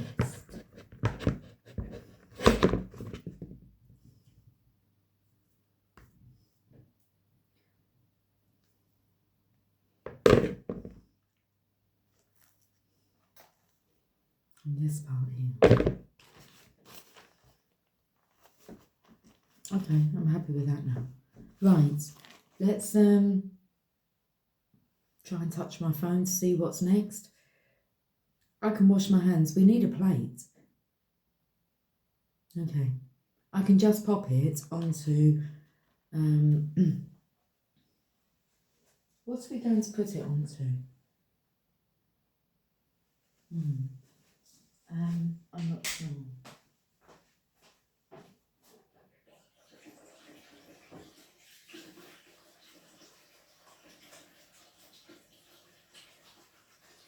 I think if we put it onto a plate first, I can always remove it later. Will it fit on a plate? Yeah.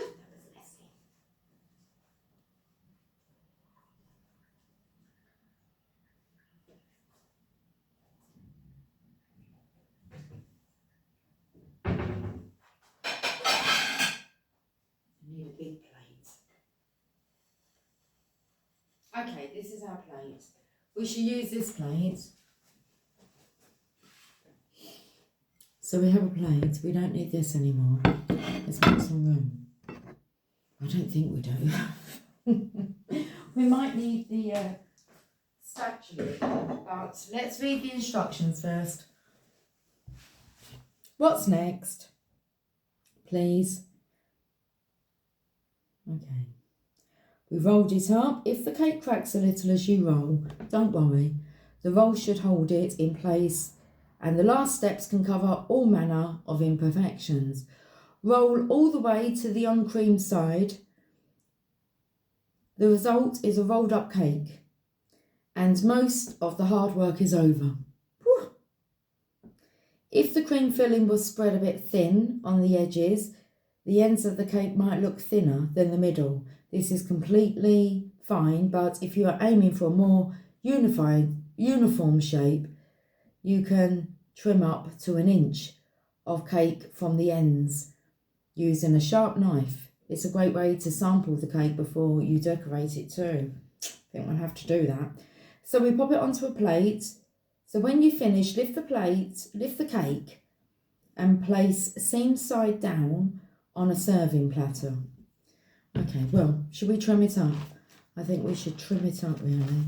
That's the seam side down.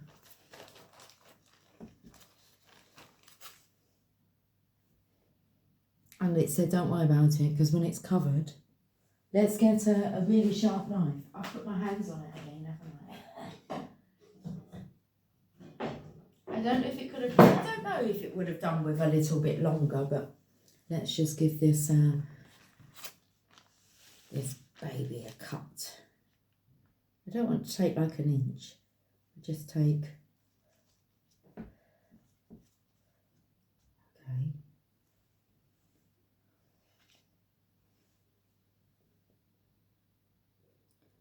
That part there, although it's fine. Lucy, it's fine. And then we'll take a little part here.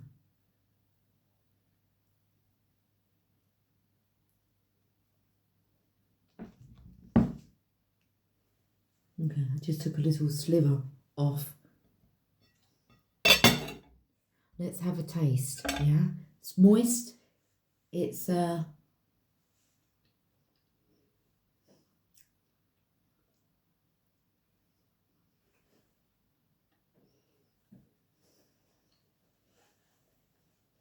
interesting.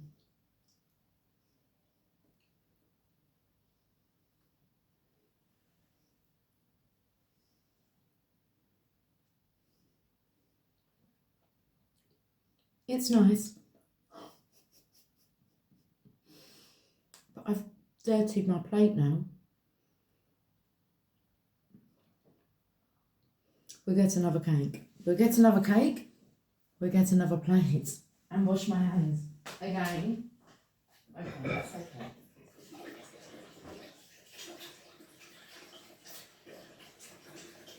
Right. Yes, that's nice. That cream's very nice. But the cake is as well. It's just got a different texture to it. Another plate. Need a big one.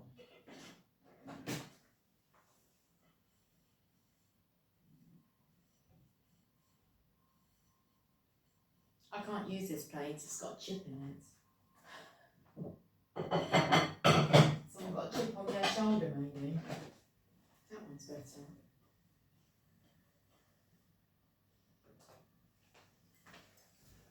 Plate. And then we're going to put this same side down. So let's pick it up with the paper.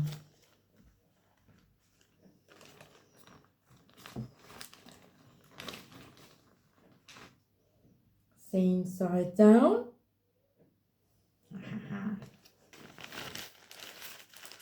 Oh, it looks lovely. Let me get rid of this stuff here. Okay. So the next steps, let's wash my hands. Again. What's next?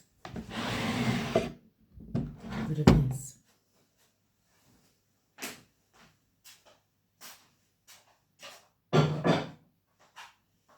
Okay, so next is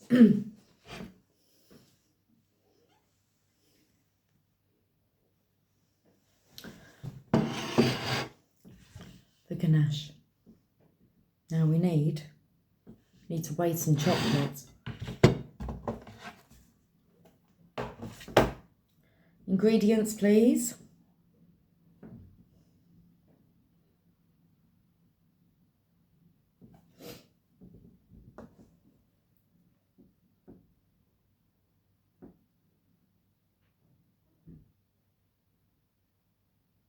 It says here, prep time 1 hour, cooling time 1 hour, cook time 10 minutes, total time 2 hours 10 minutes.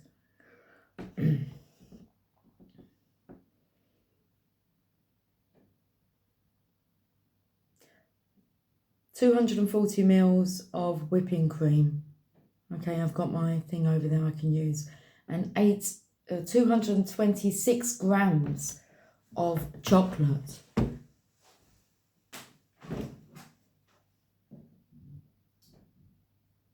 Whipping cream.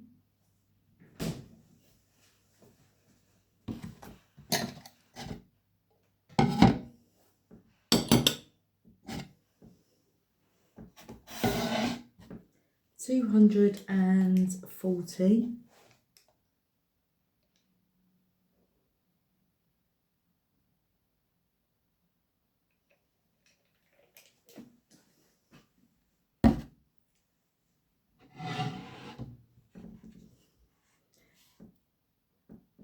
And 226 grams of chocolate, which I've got here. Dark chocolate, ingredients for cooks. They're 100 grams. So we just need to weigh.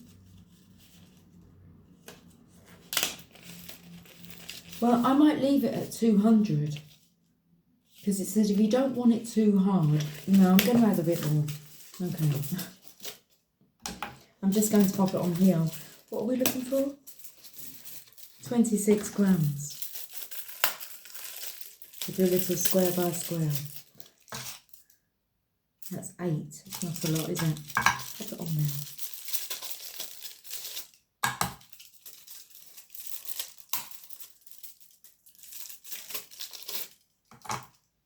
$25 instead of 26. 225 grams. Now, what do we have to do? I know we've got to boil this. Bring it to boil, I believe.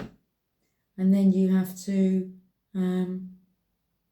add the chocolate and keep stirring like every 30 seconds for 5 minutes. So let's just recap. Place the cream in a saucepan and bring it to the boil. Take it off the heat, add the chocolate and let it sit together for up to 5 minutes. Stay with it and stir every 30 seconds or so. The result will be a gorgeous and even chocolate mixture. Okay. So let's get this boiled.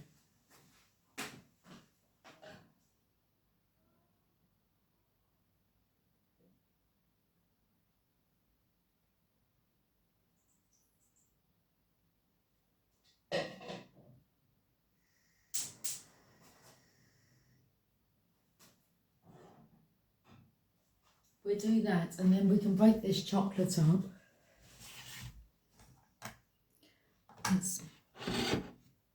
We break this chocolate up so that it can. Where's the chocolate? It can sit in it, can't it? Yes, it can. It's a lot of chocolate, isn't it? A lot of chocolate.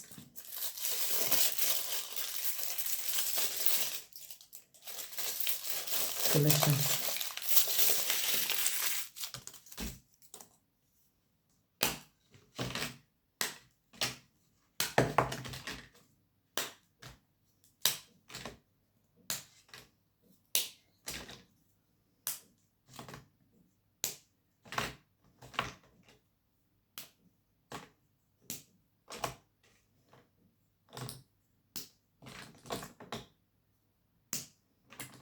Thinking about what I'm going to have for my dinner.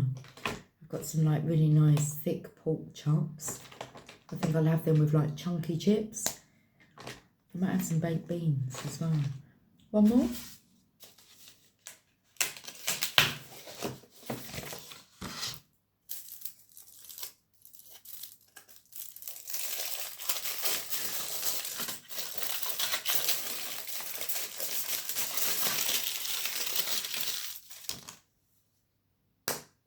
I'm pleased that we've done this evening though, because I've got things to do tomorrow night. Got to like make sure my presents are wrapped, and I've got to get the presents over to Megan and Jamie's house at some point before Christmas.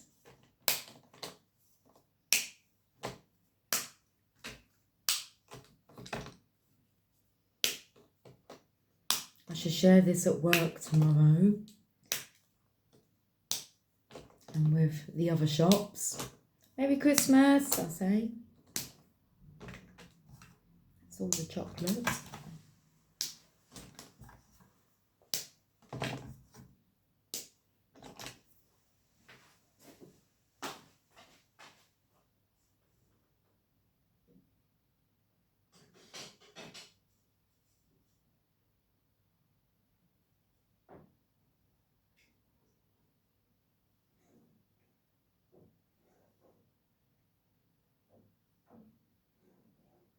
Bring it to the boiling, it said.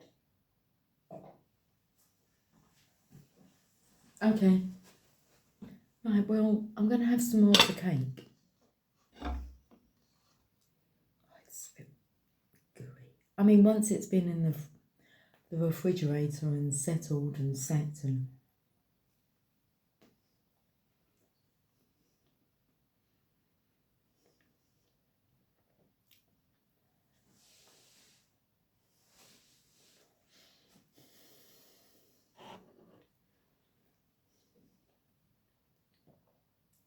Remember to take it out of the fridge about 1 hour before you're going to serve it.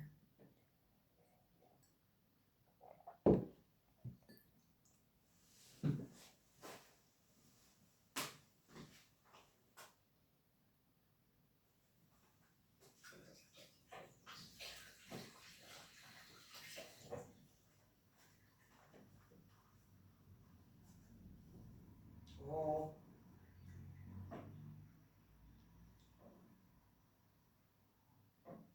Do you want to go out, Luna?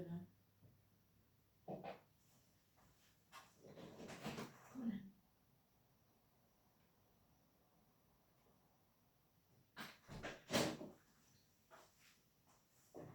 So it's boiling. It's nearly boiling.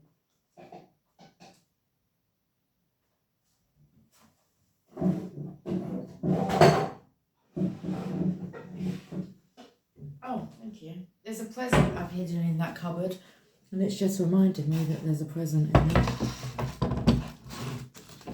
It's hidden.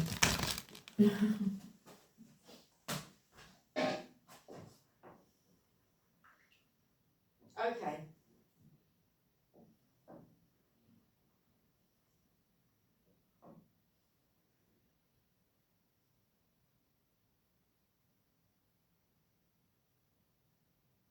This is boiling. So I'm taking this off now, and then we're going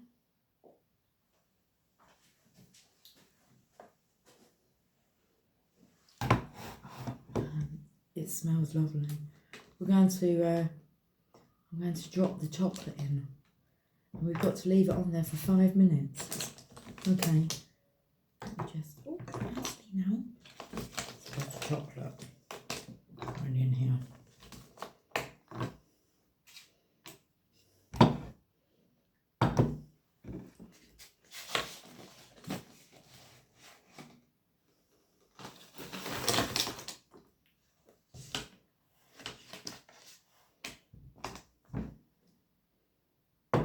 We'll leave that just for 30 seconds. Put that back into the fridge. And that chocolate can go in the fridge. We're nearly there. We are nearly there. I believe we have to leave it for 5 to 10 minutes, but we've got hot paper underneath here so that we can remove it and the plate remains, clean.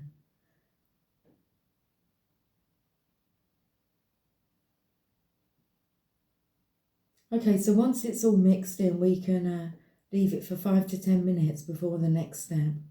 This allows it to set up a bit so that it isn't too liquidy. I'm going to give it a stir. Oh, very nice.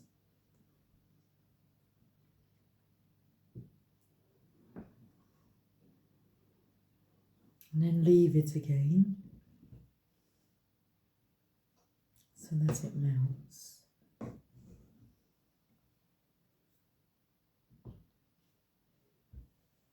Okay. I feel like I want to use a metal spoon though. I keep walking into the doorway and that's even the wrong drawer. I mean, anyone think I don't even live here. It's strange. I'm right at the end of season 4. I'm on the last episode, but the episode's on for over 2 hours. So I'm right at the end of that, and then I'll be on season 5, which I haven't watched, and hopefully be ready for Boxing Day, for when the second part comes out. Okay, let's give this another stir.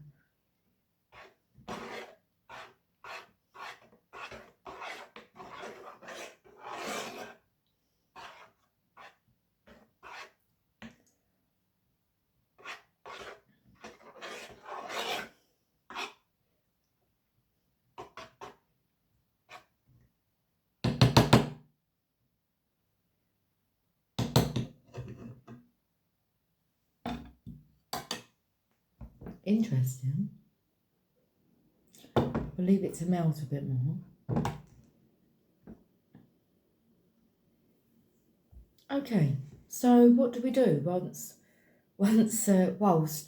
we wait? Well, we're going to be stirring every 30 seconds. Well, that's true.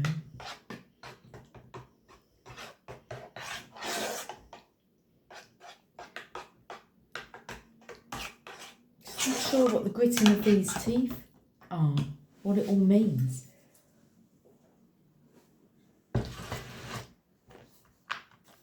Put a card in between, eh? Divine intervention. So that gritting of the teeth could be like, you know you can't stop this, and Mr. Fix It.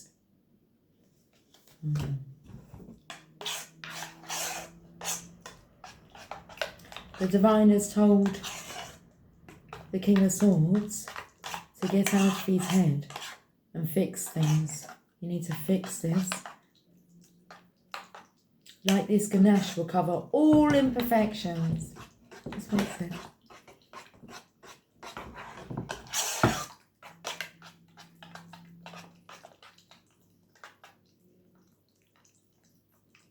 I'm going to need the spatula for this.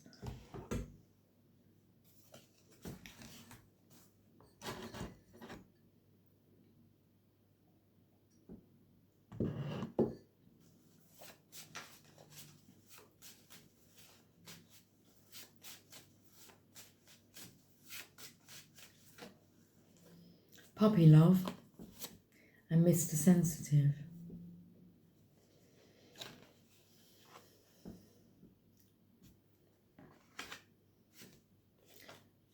Whole again.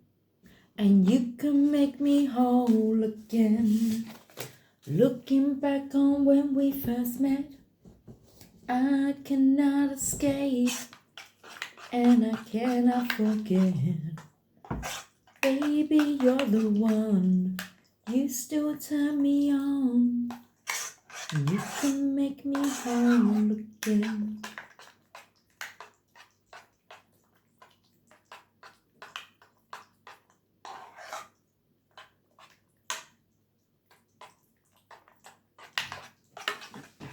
I'm going to go and get my spatula, but I'm going to go and have a look.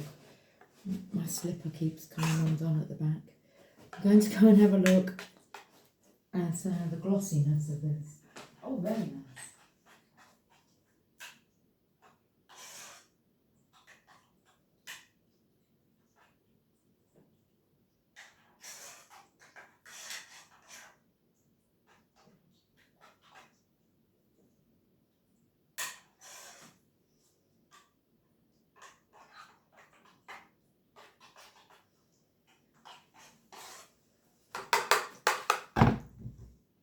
Do I dare? I mean, that's going to be like really chocolatey, isn't it, if I do that?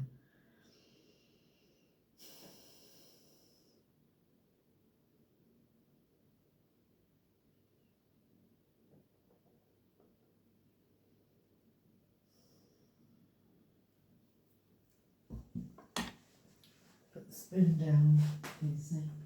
Now, I need to wash this. Okay. Right, guys, we've got like 5-10 minutes.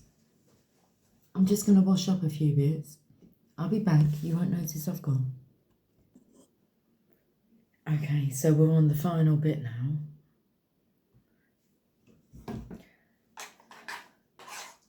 I've got my spatula. But what we need to do is to allow this to cool. It's like all the chocolate has melted now in here. And it's just like a thick, glossy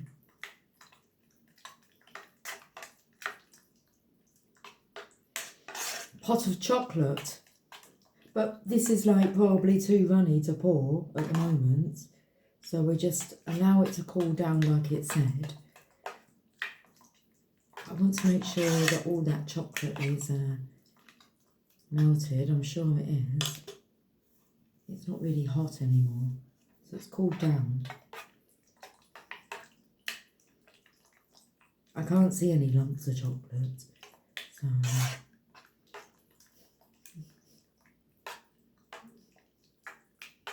okay, right. I went and got my little robin that I'm going to put on it. But first, we need to put some paper underneath so that if it will run off of the onto the plates, we can then afterwards just lift the paper out. I think we can put some Christmas music on there because I think it's pretty simple now.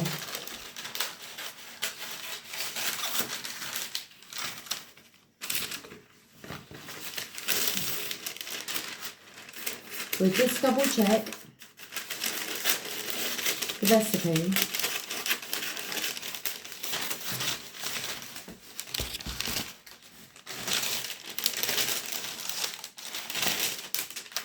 So I'm just going to lay this underneath the pan.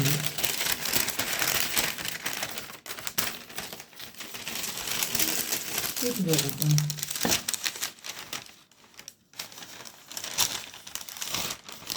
So that I can pull it out after.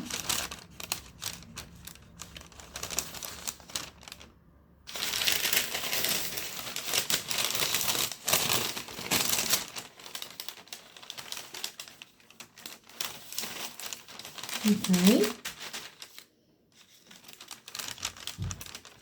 that's that. And then if I just rip that out, that cake is so moist.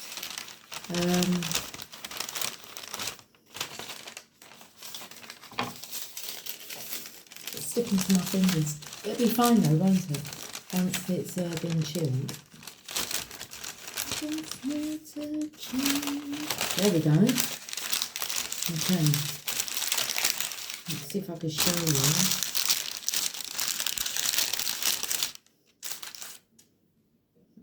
Got to wash the hands again.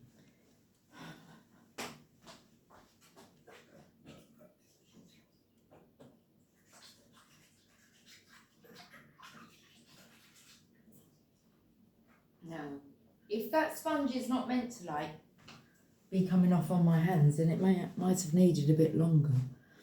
But so let's check. What's going on now? We're nearly out of battery power.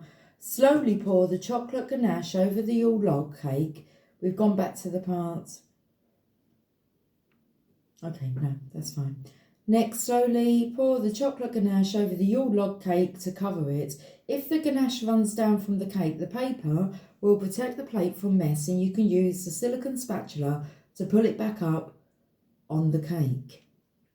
Wait another 10 minutes for the ganache to fully set before gently pulling the paper out from under the edge of the cake.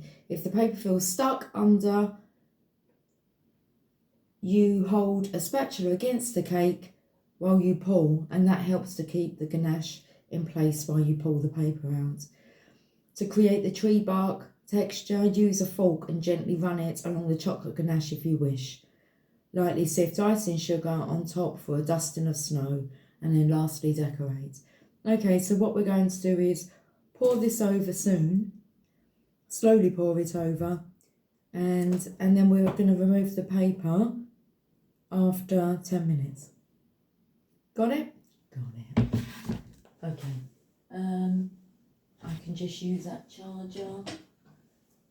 Hello, Luna. You're hiding under the Divine Masculine's calendar there. Let's put on some music because I found it's like a king's orchestra. So let's pop that on.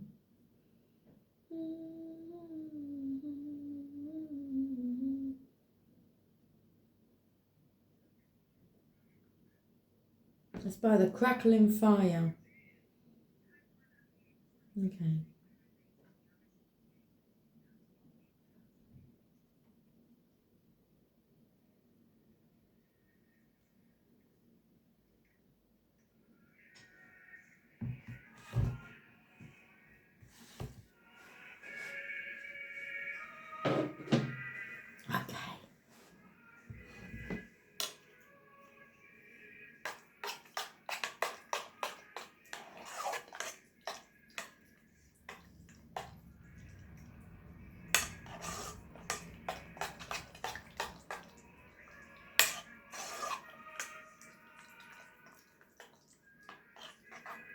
We should allow it to thicken a bit more.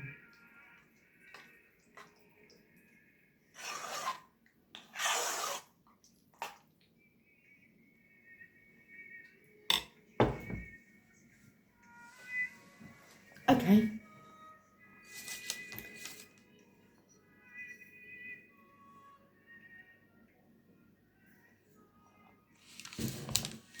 Get some more cards.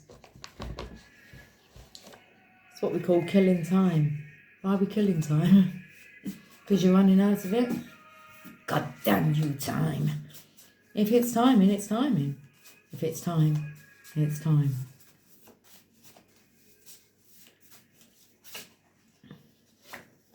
I have the money for our future. Well, that's good, because that's one less thing to concern yourself with. I have the money for our future.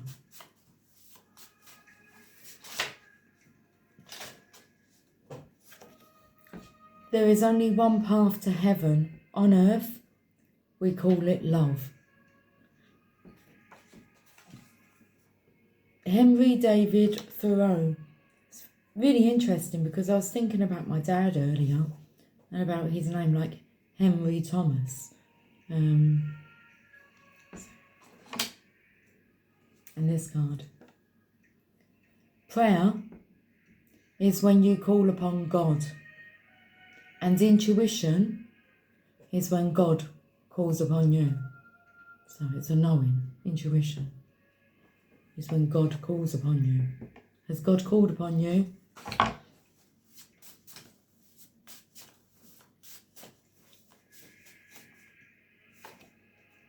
Love takes off masks that we fear we cannot live without and know we cannot live within.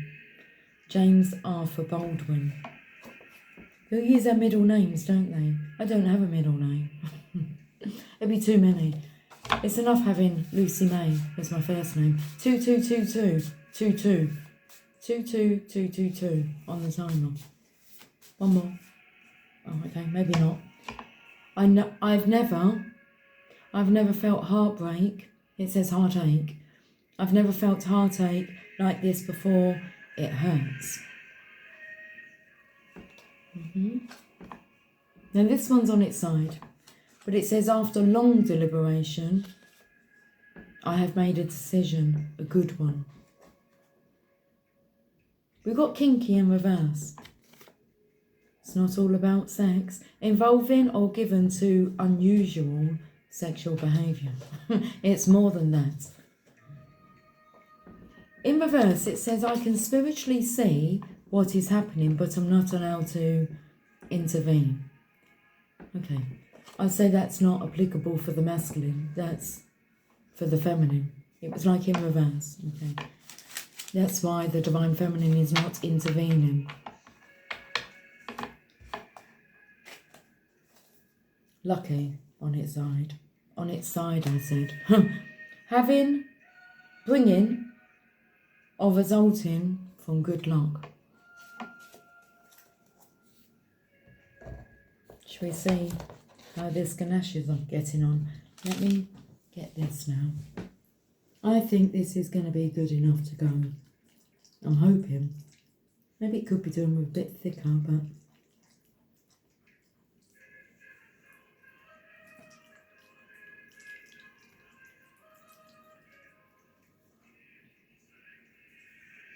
I've read other ingredients where it said that you could pop it into the fridge, but you've got to keep an eye on it. You best not tempt that, eh? No. Do you think it's good enough for pouring? Is it just going to roll straight off? Decision now. I think let's put it in the fridge for like 2 minutes.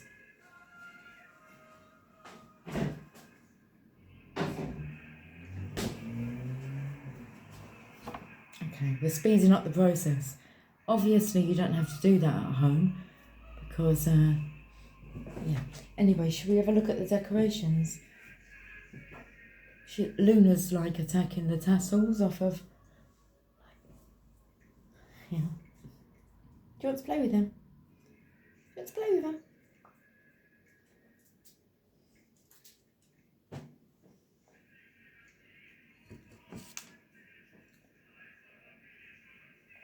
So I've got a robin to go on here. I'm hoping we'll go in. We'll do that after. After we waited like 10 minutes or so for it to set. And then I've got some little holly somewhere. I'll find them. Should we pull some more cards then?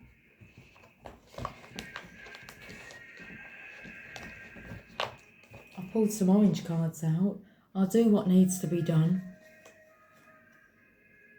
So are you joking? I feel that's from the divine feminine. So are you joking? Or will you do what needs to be done? I'm drowning in love. Yeah. A slave to society, and you ruffle my feathers. And it's like you missed the boat. But you haven't missed the boat. What's this card here? 2 cards. You are such a bright spark. I think there's more than 2 here. Look, I'm taking this very seriously. And I will defend you till the end. Oh, that's beautiful. That's what you're meant to do for each other, isn't it? Defend you till the end. So because they are you. Okay. Another chance.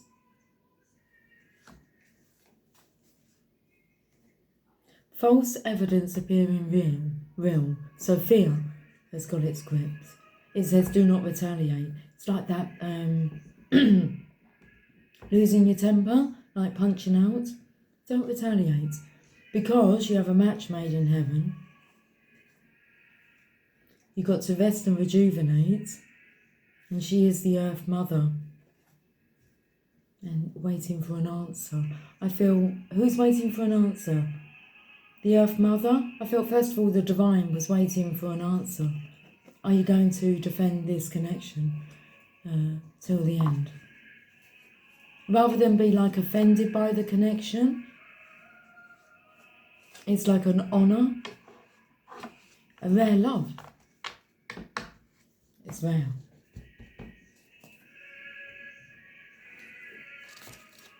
We've got to go and get them.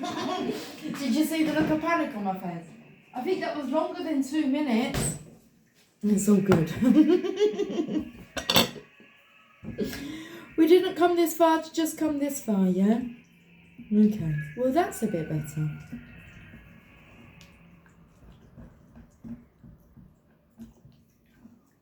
I think it could probably do with a little bit longer.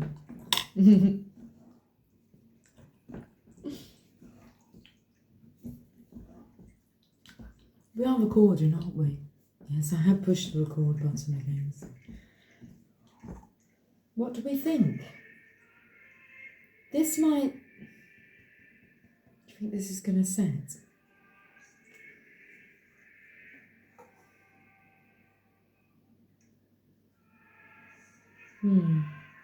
I think we should go for it. Okay, I need some space. Is that how you feel? You need some space, just need some space, some time to think. How much time have you already had to think? Think about that. How much time is a suitable amount of time to think? The energy of feeling like under pressure.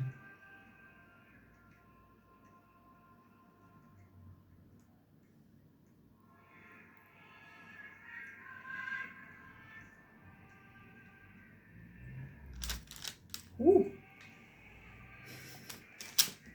Thank goodness we've got the... it says to pull it back up over itself.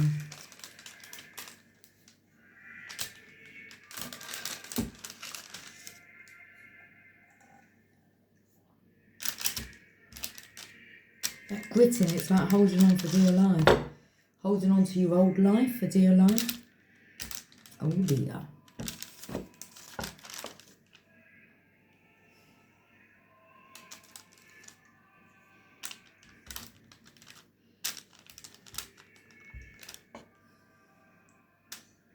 Ooh, that bit went, I could put the pan down.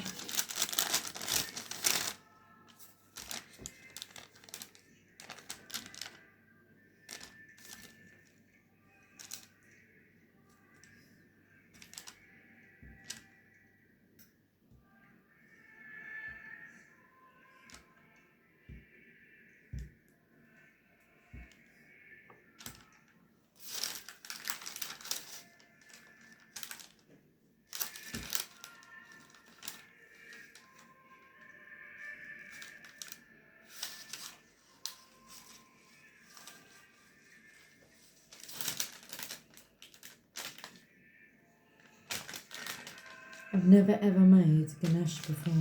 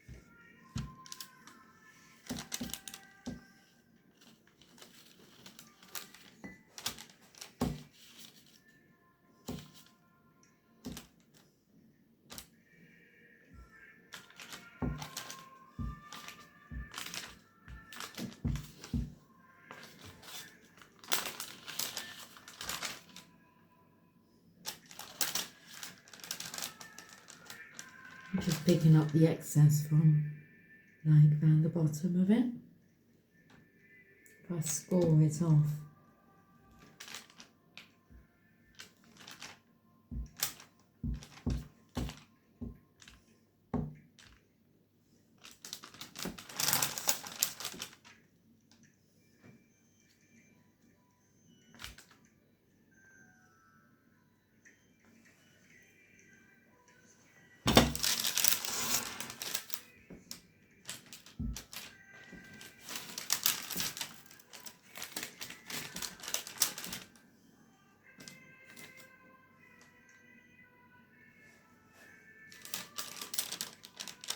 Very nice. Okay, so it's like quite watery. It feels quite watery, but I'm trusting that if we just allow it to sit,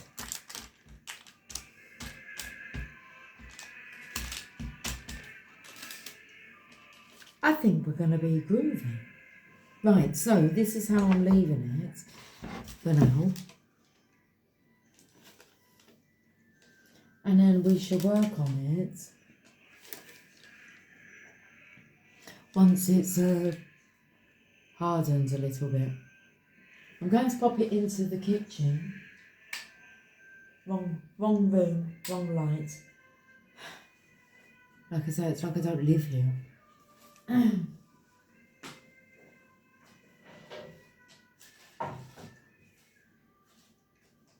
I can see it better out there. Right, we're back in a few minutes. I've popped it into the fridge. I'm singing the desk out. Okay, so I've got my characters. I've got Robin. Oh, let's take a seat, shall we? So I've got a robin, and then I've got some little holly leaves, which I know there's scissors around.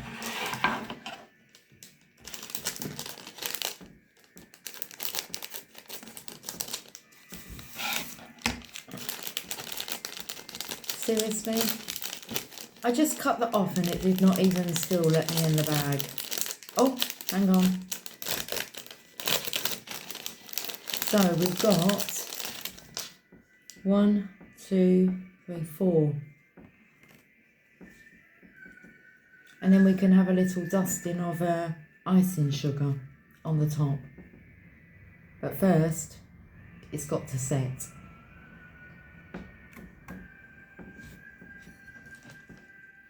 Taro?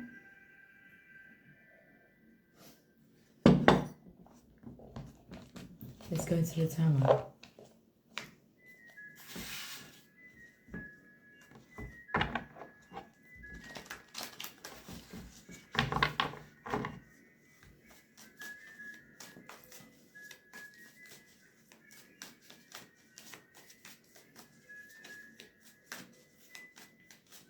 Ding dong merrily on high, the angels are singing. Because of love, look. It's that puppy love card. I love you. Are you practicing saying that? I love you. Available, free, independent, happy, feeling proud. You've gone and bagged yourself a beauty. Unfold your arms though. And then we've got judgment. Okay. So he loves it though. This masculine loves to be pulled up on like things like if he was standing in front of me folding his arms, I say unfold your arms. Yeah, it's just a closed off posture, isn't it? So but it's like he likes to be, he wants to be like trained. Divine masculine in training. Who's going to be like the best teacher? The divine feminine. Okay, but we're moving on from very sad times, moving to calmer waters, and we're not alone. Okay.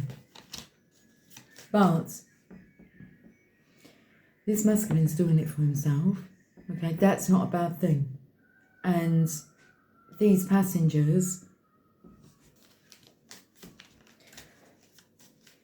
they might not be too happy at the moment, but they're being moved out of a rift is coming through. So they're being moved out of a toxicity, negativity. Okay. They don't know where they're going, but this masculine does. But there is this energy of like still holding on to the old. It'll be that grit in the teeth, and it's not really. This masculine's, he's got the legacy, he just needs to turn it. Slot it in all into place, all slots into place once he turns this legacy around. He's got the money. Got the money for our future. He's got his crown. He's got his feet firmly grounded, meaning he's stable. But where does he go? I can feel chills. I can feel like chills around my breast. Okay, balanced. Temperance. Someone who helps to temper your temper. That's the, like, pulling up, you know, if you're out of line, they'll put you back in line.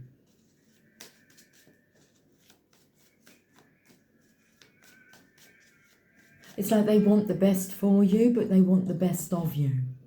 That's what you're going to become, is the best of you. We're just waiting for that go-ahead. I feel it's the divine waiting for the answer. And, okay, when, like, are you joking? That energy come through. It's like, are you serious? Because there's a divine intervention in the Tower. Should we go and check on the Yule log? Let's do that. You know when you tread down the backs of your shoes? That's what I'm doing with my slippers. But I'm finding it quite annoying.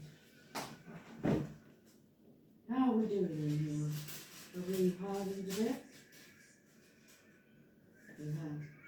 We've hardened a bit. I think we might need a bit longer. I'm going to leave it in there a bit longer. Okay. So, let's get a longer message. I've got the Mother Mary deck somewhere. I saw them.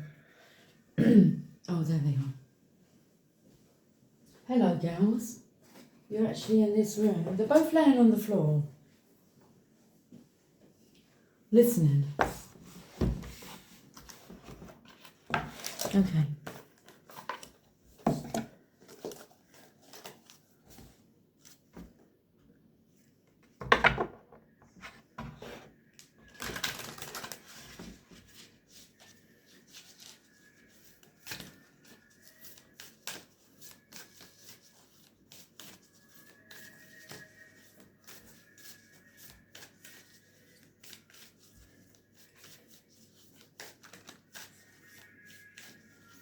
Like they're saying that it's Christmas Eve's.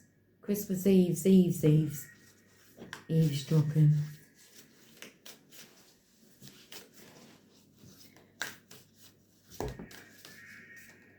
I've got the card.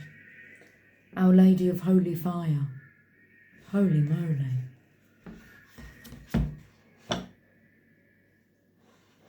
Our Lady of Holy Fire.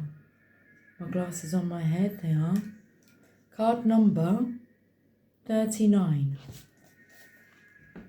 By the time we've read this message, the cake's going to be good to decorate. To live is to burn, to grow, and to ignite the heart and soul with passionate devotion to higher purpose. I ask you to honour me, even when it seems like what you love is burning away, or what you have believed in, is failing you. I ask you to remain open to me, even if you are in shock, denial, or feel betrayed or broken. To live with an open heart is for the brave souls that love me and are capable of loving the world. I bring you holy fire. It burns through me as spiritual passion and ignites now in you also, my child. You are to receive this fire now and set the heart of the world aflame. When we don't have spiritual passion in our heart, we fall in love with empty substitutes. We might yearn for a fantasy relationship that never quite manifests, or does for a short time, before revealing itself to be less than substantial. Or perhaps we yearn for a great job with a great income, only to find that even if we achieve this, there is still a space in our hearts that is not satisfied by what we have attained. To feel truly connected to our own divine destiny, we have to be willing to allow our hearts to burn for something greater than our own individual needs and wants. It is not comfortable to do this, but it is fulfilling in a way that cannot be attained by any other method. It is not bad to have individual needs and wants, of course. We cannot quench another's thirst if our cup is so broken it cannot sustain nourishing liquid for us, let alone for anyone else. And I feel that's the case here, because I felt like the masculine was doing it for himself. It will benefit others, but it is not bad to have individual needs and wants, of course. We cannot quench another's thirst if our cup is so broken it cannot sustain nourishing liquid for us, let alone for anyone else. Yet the oracle of Our Lady of Holy Fire speaks to us of a passion for the divine coming into our hearts, which will heal us and empower us to love the world, allowing the Divine Mother to flow through us and assist our world, which is in the midst of rebirth right now. The holy fire in our hearts is what makes us want to grow spiritually. We cannot help but be intrigued by it, curiosity, feel drawn to it, compelled to work at it, and keep going, even when it gets tough or seems downright impossible. It is what makes us want to contribute something helpful to the world, to become empowered and truthful in how we live, to want to live with goodwill and a gesture, doesn't say that, a goodwill and a gesture, a goodwill and a genuine desire that all beings become happy and free. That holy fire in the heart is what fuels us when we are in dark, challenging times in our lives, when we force ourselves through the strength of our inner will to reach towards the divine for help, rather than collapsing in defeat or drowning in feelings of rejection or abandonment. Our Lady of Holy Fire is the patron protector of the mystical soul, the soul that yearns to know the divine and connect in a real, nourishing and palpable way. That soul wants to know the divine more than it wants to play power games or rule the world. That soul wants to cut through all the nonsense that it knows is not important and experience divine truth. You hold within you this mystical heart, beloved, and Our Lady comes to you with acknowledgement of this and appreciation for your spiritual passion. If you have been feeling that your faith has been wavering or finding it difficult to trust that a situation will work out, or doubting yourself, fearing that you are not honouring your inner wisdom in a particular situation, Our Lady comes to you with comfort. She reinforces your spiritual strength now. She reminds you now of the unlimited divine resources you have access to through her grace. She reminds you that to love is to burn in a spiritual fire for the divine, and that this fire is in your heart, ignited. She reminds you that you are her child, yes, but you are a living divine flame, filled with her power and glory, and nothing shall subdue your light or spirit. If you are finding it difficult to relate to this message, you are being asked to loosen your grip on a situation that you are trying to hold on to. Let it burn in the holy fire of the Mother, and know that what emerges from that situation will be far superior and far more suitable for all concerned. Shall I reread that? If you are finding it difficult to relate to this message, you are being asked to loosen your grip on a situation that you are trying to hold on to. Let it burn in the holy fire of the Mother, and know that what emerges from that situation will be far superior and far more suitable for all concerned. Allowing it to burn means being completely honest, not hiding yourself or your true feelings. It means giving up the doubt and daring to believe that you don't have to be afraid. If you don't feel ready to do this quite yet, that is fine. You will get to that place at the right time and in the right way. Trust her and trust yourself, and do the following healing process to assist you no matter where you are in this lesson of Our Lady of the Holy Fire. Healing process and affirmation. A living flame burns before you, bright, powerful and intense. You may hear it crackling or feel its heat on your skin, but it will not harm you. Within the flame, the face of a beautiful woman appears, with her hands raised in blessings. Through the fire she speaks to you, and she says that she is going to help you find your deepest desires and deepest fulfillment. She asks you to trust her. Place your hands at your heart, and if you can trust her,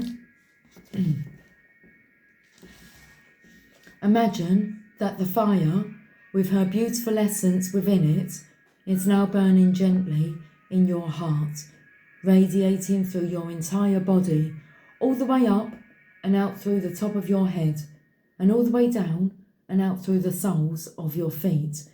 You are a living flame, filled with holy light. Allow yourself to stay and burn in this sacred fire with her as it cleanses and protects you. And when you are ready, finish with this healing affirmation said aloud 3 times. Our Lady of the Holy Fire, Mother Mary, who loves me unconditionally, bless me with your powerful, compassionate truth. May my heart burn with that truth, and may it set the world free.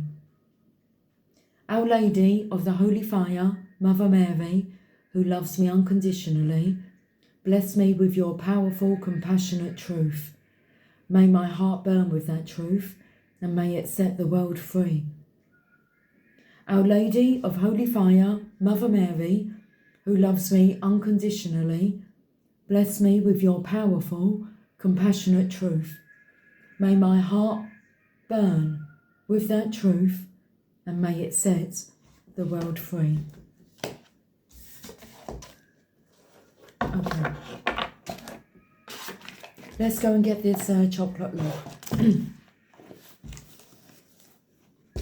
We like to boogie, woogie woogie on a Saturday night. It's Monday, but it feels like a Saturday. I walked into work this morning, I said it feels like a Saturday today.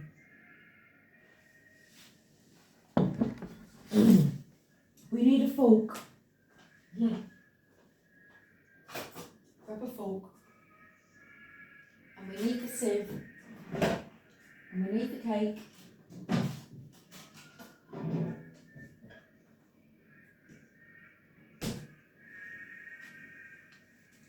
We have the cake. You should be able to pull this paper away now. It said to use a spatula, which I don't have anymore, whilst we pull it away.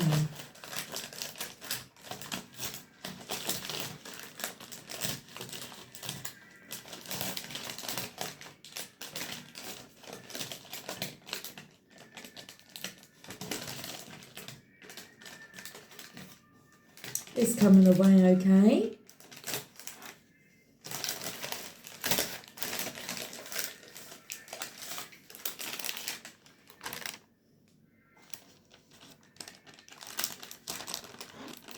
Oh, I put that one up under quite a bit, this one. Okay, we just hold it and pull it away like that. And pull it away like that. And just like that. That's it. And just like that. And okay. Right. There we go. Right. Hang on. Okay, and we're back. And we're back. Here we are. Right. So, I'm going to put some, oh, yes, I think that's doing it. Let's put some,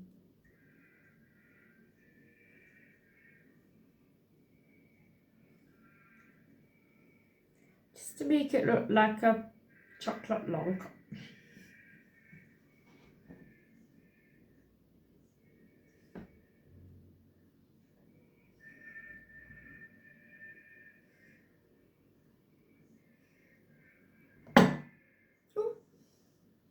Some.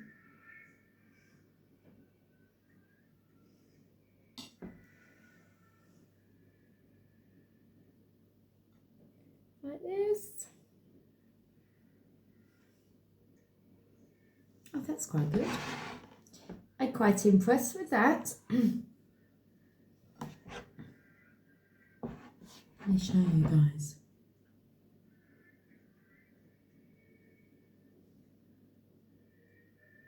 That's enough, Lucy.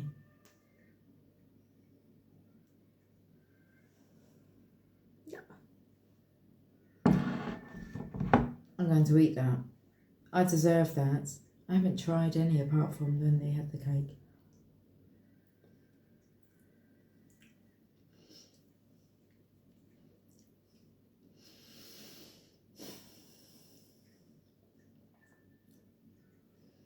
That's really nice. I think now's the time to pop my robin in. I should dust it first, yes? Okay. Should I dust it first? Yes, I think so. Okay.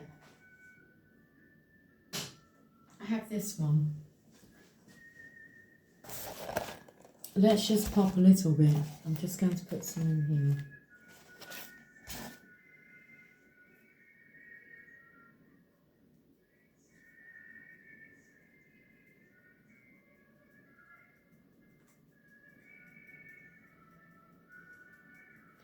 Currently, I'm telling myself how proud I am of myself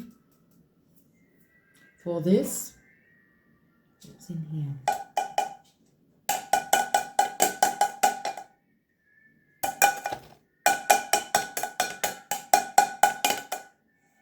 Wow.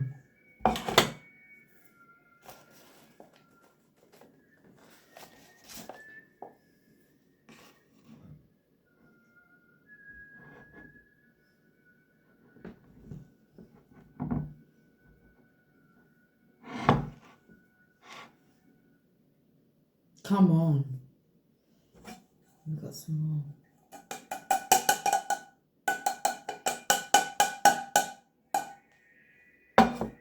fantastic. So, I like your side. Your side looks good. You see my side? I think that's good enough though, don't you? So, I'm going to pop Mr. Robin, in the front here. Okay, I'm going to pop him right in the middle, like on there.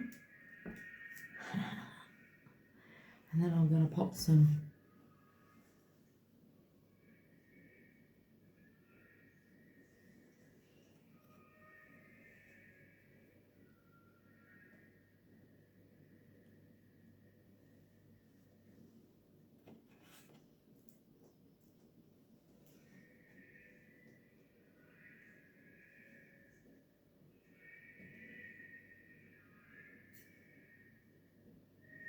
and pop one at the back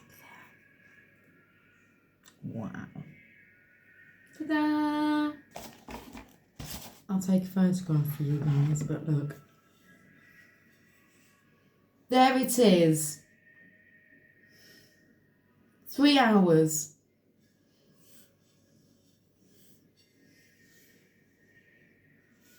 Thank you for joining me.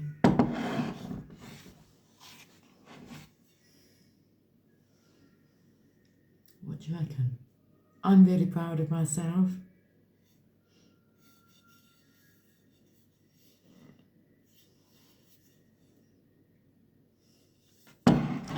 Merry Christmas. I'll speak to you guys soon. Okay, until then, take care, much love. Bye for now.